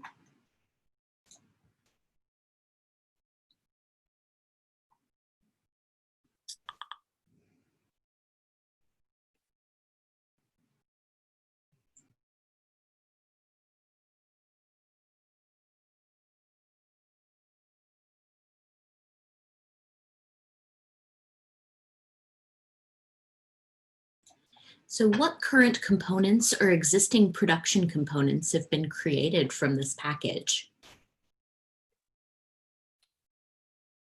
I think the structural metadata editor initially came, I think that was the first package that came from this that I believe is in production in Avalon. We're slowly starting to implement it in a few of the components that we're building in kind of a new application that we're working on in Northwestern. It's not necessarily in production, but definitely getting some pretty heavy development time. So something in production, probably just the structural metadata editor, and also possibly the React IIIF viewer also in Avalon.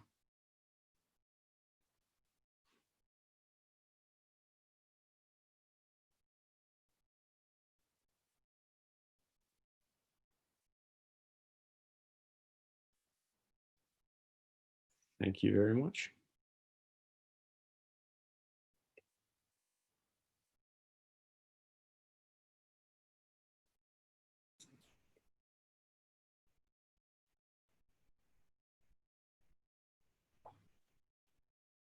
Great, thank you. And have a comment here saying, looking forward to seeing more of these in general as the tooling becomes commonplace.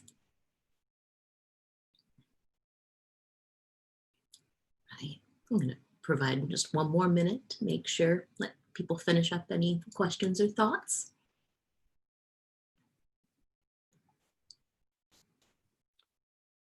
And I guess if we got a little bit of time, if anyone else out there is, working on some more like independent, I guess, UI solutions, whether it's React or Vue, I think that might be something I'd be interested in possibly exploring maybe within the community over the next year. I don't know if that would look like an interest group or something, but if anyone is working on that kind of stuff and would be interested in talking about something like that, get in touch with me on Slack or through email.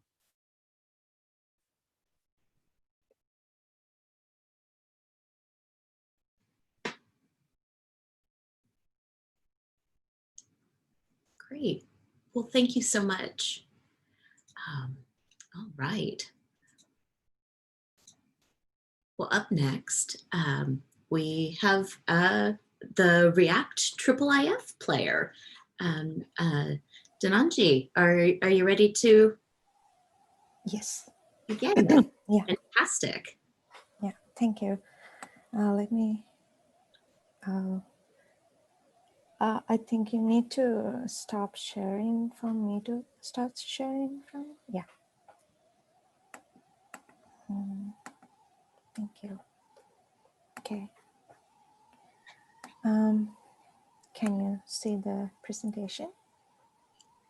Yes, we can. Okay. Hello, everyone. My name is Dhananji and I'm a front-end developer from Indian University Libraries. Today, I'm presenting React IIIF Media Player. It is a React component which renders a media element.js player and a structure navigation component from a IIIF 3.0 spec manifest. So for the next couple of minutes, I'll be talking about the what's and how's related to this component under these topics. First, what is React IIIF Media Player? It is an exportable yarn/npm package which delivers two main components, a media element.js player and a structure navigation component.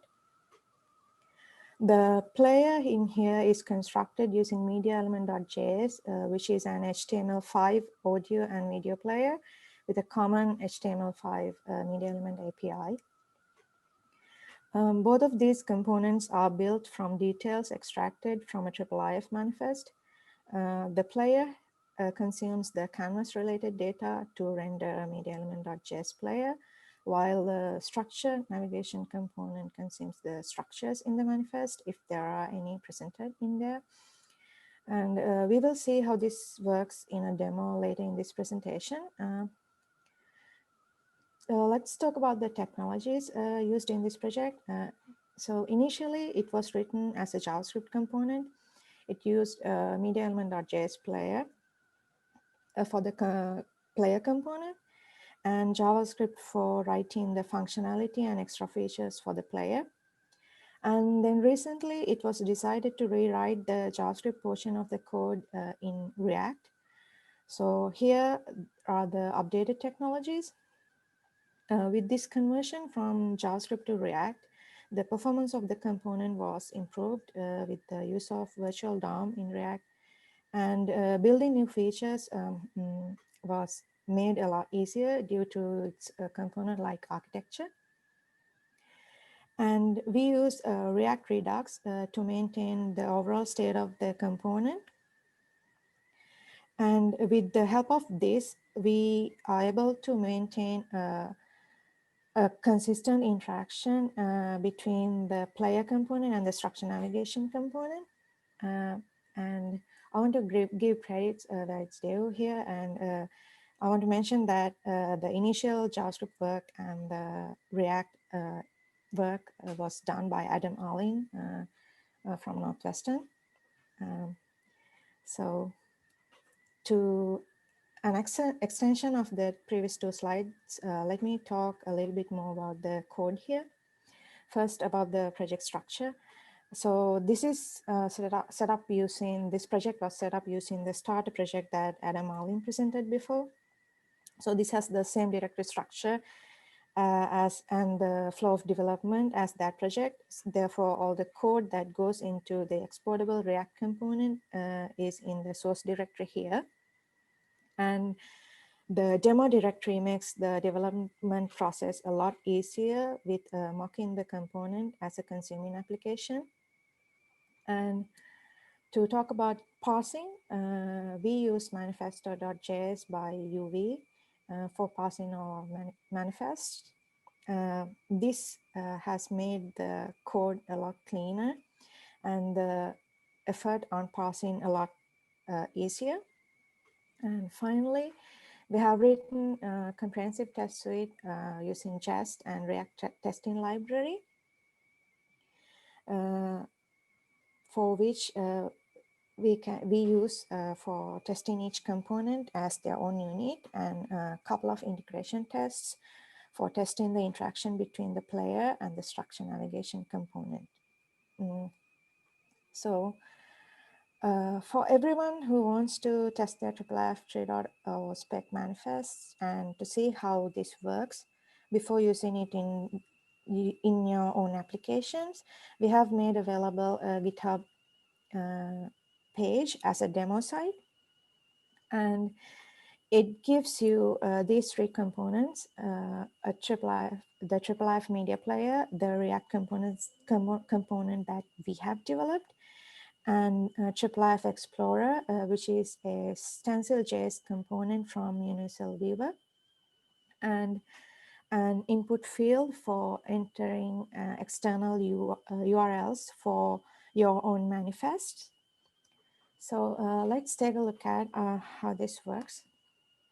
So this is how it looks like, the demo page. And on your left-hand side, what you see is the React component with the media element.js player on top and the structure navigation component underneath it. And when you import this component into your application, this is what you get.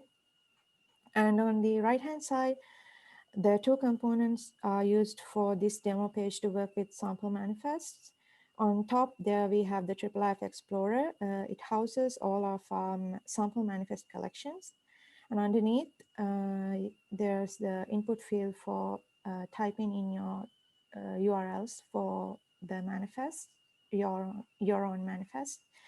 To see how this works, let's select a manifest from IU collection. When you select a manifest, the URL for that manifest is filled into the input field below. Using that, you can explore the manifest in a different tab. Here, what I have is a video manifest. So the video play is rendered with the canvas details from the manifest, and the structure is populated in the structure navigation component here below. And each time fragment in the structure is shown as a link with the respective label. When you click on an item, the player seeks to the start time of that time fragment, and you can navigate through the structure and see different segments in the player like this.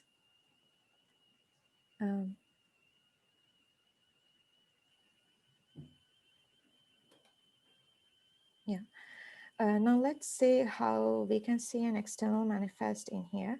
For this, I'm going to use this media object manifest from one of our use production instances. So when I get the manifest URL from here and paste it into the input field and click on the set manifest button, the React component consumes that manifest and renders the player and the structure. I want to mention that for the time being, this can only work with public manifests because we do not support IIIF auth yet in this component. And like this, you can go through the structure and see it in the player, like this. And finally, how can you use it in your own application? As you can see, this is an exportable yarn/npm package, and this is the npm page for it. And since it's an exportable package, you can use either of these commands in your application to pull this into your application. And then after that, this acts as a simple React component.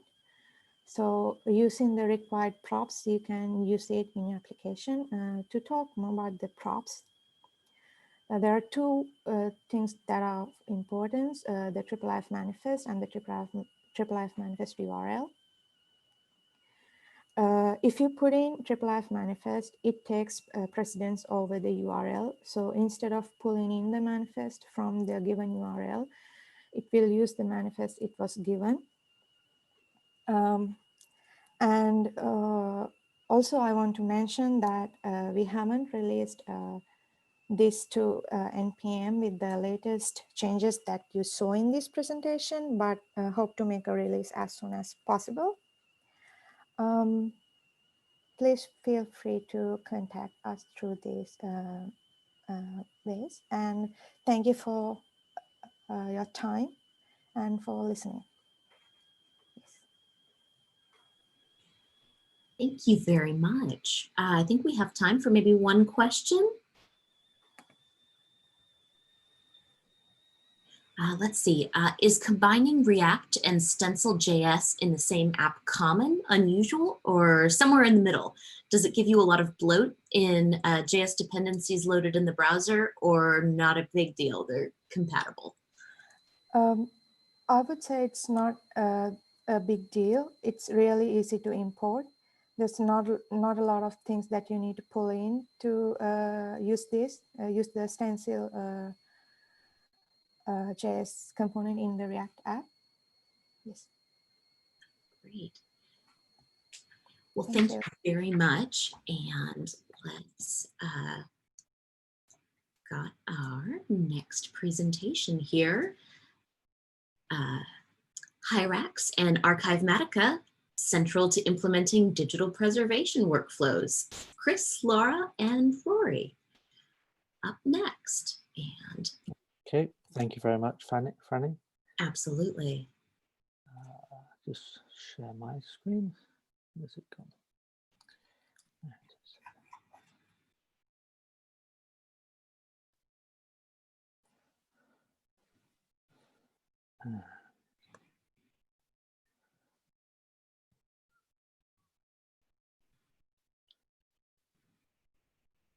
Okay, I hope that's come up for everyone.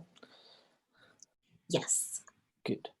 So I'm going to be talking to myself, well, I wanted to acknowledge my co-conspirators, authors, Laura, who's our digital archivist at the University of Hull, and also Rory McNichol, who has been supporting us technically at CoSector. I would also, given today, want to recognize in spirit the contribution from Julie Allenson, who defined, described, and built much of what I'm going to be talking about today. So it's very much in tribute to her.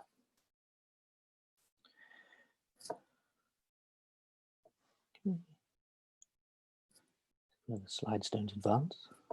Come on.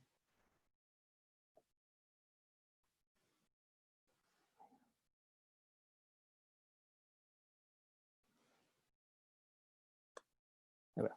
So just by way of background briefly, the UK awards the title of UK City of Culture every 4 years to a city in the UK. The intention of it is to enable that city to use culture as a way of showcasing what's taking place in the city, and also to use culture as a means of stimulating regeneration and growth. So Hull was fortunate enough to be awarded this title for the year of 2017. And it led to over 2,800 events taking place across the city throughout the year, and was, as someone who was able to participate in, a spectacular celebration of the way culture can be used to showcase a city and the people within it, which was fantastic. So just some pictures there to highlight the different range and types of events that were taking place, both very much outdoor events, big events at nighttime for crowds to come and people to come and see, very much art installations, but also individual events that are taking place around the city as throughout the course of the year. What was key to this is that as so many events nowadays, the vast majority of materials generated by the company that was putting on the City of Culture were created digitally. Pretty much the entire business of that company was conducted digitally, and lots of the materials that were generated by the artists in preparation for the events that they put on were generated digitally. To that end, as soon as it was announced that we would be the City of Culture, the university put in a proposal to develop a digital archive for the year, simply on the basis that capturing it for posterity, for the city to be able to remember, and also for other people to understand the impact and the benefit, and just remembering the events that took place during the year for anyone associated with it would be a very valuable asset going forward. To that end, we worked with the culture company to capture the files as they were produced, and that generated an asset bank of about 18,000 high quality photos and videos taken throughout the year, and about 80,000 organizational records, and then a whole bunch of other records, which took us to nearly 150,000 files in total. So this gave us an opportunity to put in place a digital archive, and having had a Hydra repository for many years, we wanted to develop and see how we could do that with Hyrax. We also had been playing and working with Archivematica in a collaborative project with York, and the outcome of that project had highlighted how we could connect Archivematica and Hyrax in a way that would be beneficial towards the preservation of materials. To that end, we set out to use that learning to build this solution. We gather all the materials in Box, primarily just using Box because it was an institutional service that the University of Hull had available to it for online storage. We were using BitCurator to help pre-process materials, and we were also generating metadata files. And all of this was then put in Box, where it was automatically harvested by Archivematica and processed by Archivematica, and then output to Hyrax, and also Calm, which is a commercial archival cataloging tool that is used in a widespread way in the UK. The material is then output from Calm into a blacklight catalogue, which is the catalogue for our local history centre. And then it pulls in the access to the full text of materials from the Hyrax repository, where the files are themselves stored. Calm itself focuses on storage and management of the metadata. The addition of the Spotlight is not one we've been able to take forward as yet, but it's very much intended that, having put the materials in the catalogue and provided access to them, that we then use them to generate some online exhibitions which would showcase aspects of the City of Culture. The aim of this solution is very much to support that digital archive for the City of Culture, but at the same time, it's also very much about supporting the digital archiving of other materials as well as that occurs. So I've described the main components there, except primarily maybe for the main one, Hull Sync. And this is the workflow app that was developed by CoSector, by Julie with colleagues, in order to manage the extract of the material from Box, push it into Archivematica, and extract that the output from Archivematica and pushed it into Hyrax and Calm. In more detail, this is how the Hull Synchronizer app works.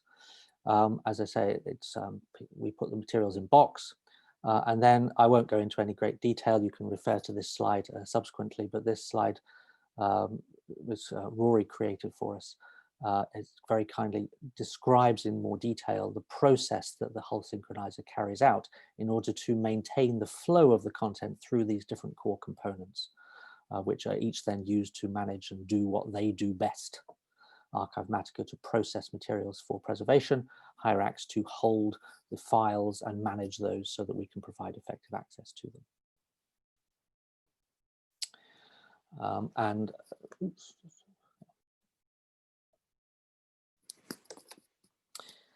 Within the Blacklight catalog, I just wanted to highlight that we've tried to integrate it with an existing Blacklight catalog, which is the local History Center catalog, and enhance that. The existing catalog is purely a metadata catalog for archival records. What we've sought to do is to embed a universal viewer and a call into the Hyrax repository, which extracts and provides access to the full text of files that are referenced by the metadata records that have been loaded into the catalog.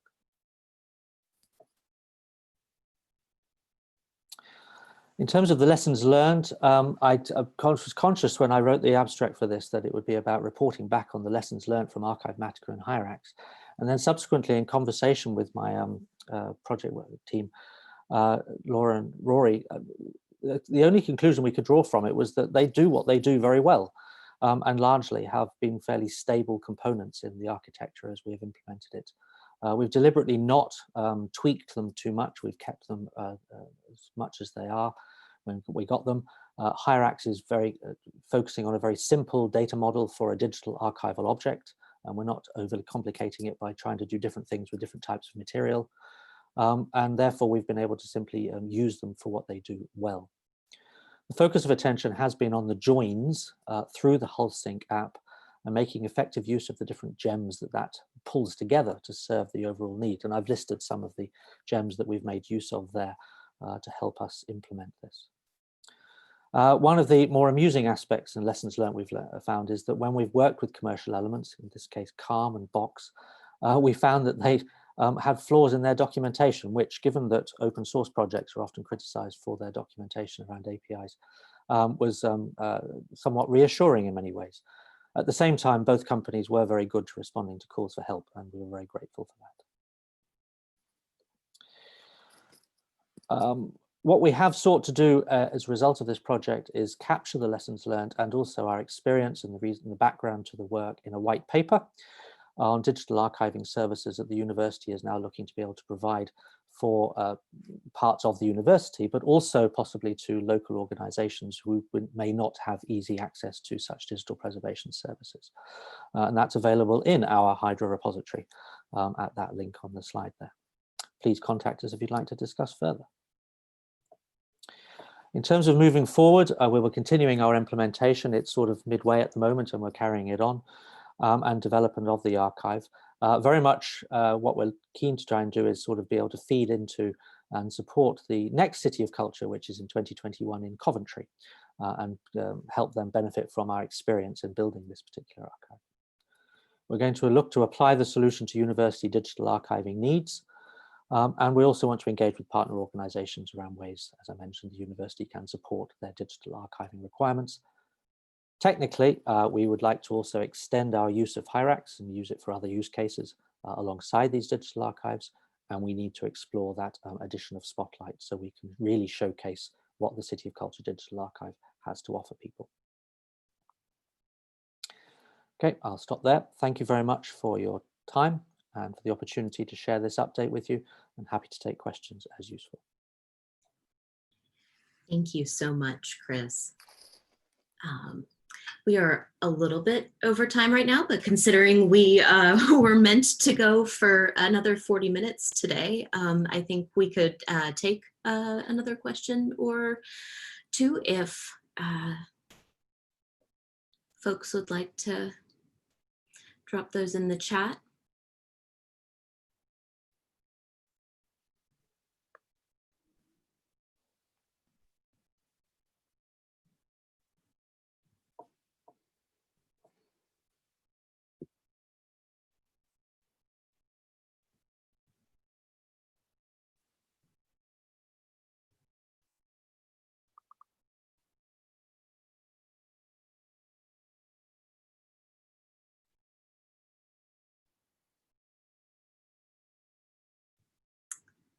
So question here, where do the item level descriptions get created in Hyrax?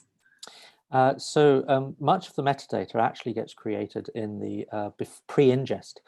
So in that slide that I described, where I described how we collect everything in box, the box contains the files, but it also contains CSV files that contain the metadata that we want for that object.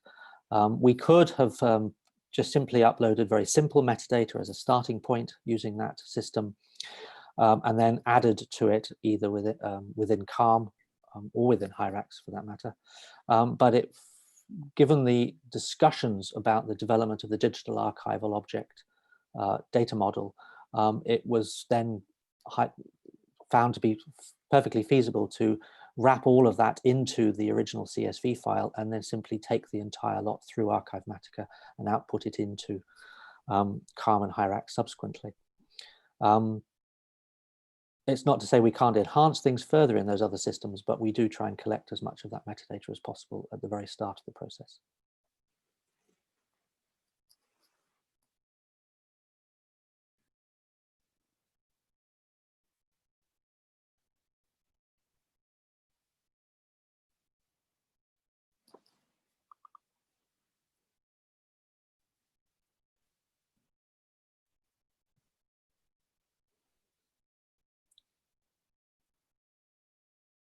So we'll wait maybe one more minute for questions here, and then we'll wrap up for the day.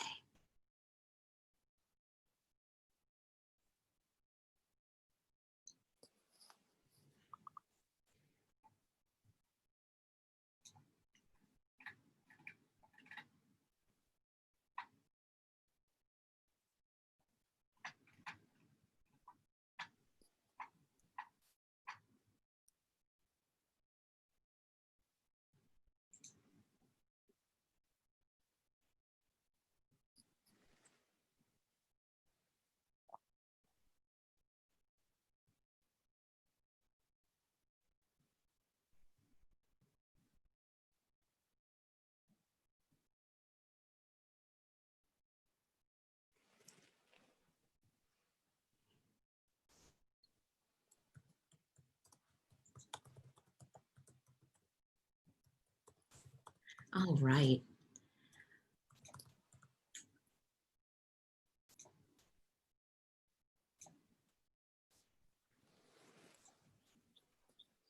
Well, thank you everyone so much for joining us today, and we will be here again tomorrow, same time for more on Samvera analytics. We'll be talking about open source, design sprints, preservation. So we'll look forward to then. Thank you again for being with us. Thank you, Chris, for that tribute to Julie. Thank you this morning, Rob, and the folks from Notch8 who joined us. I know it was tough to go on with the rest of the day. We talked about maybe postponing, but what we heard was that Julie would have wanted us to go on with today. So I'm really glad that everyone here was able to join us. And so we're here, we're thinking about her. I think Rob told us earlier that he was going to have a Zoom link for folks to get together in remembrance. So we'll go see if we can't track that down and share that in Slack for later. But for today, thank you all for being here and for sharing with the community. And we'll look forward to seeing you tomorrow. David, was there anything else that we needed to cover before we let folks go for the day? I don't think so. Thanks for coming. I think it was a great first day, given all the circumstances. So thank you. All right. So good night and good luck.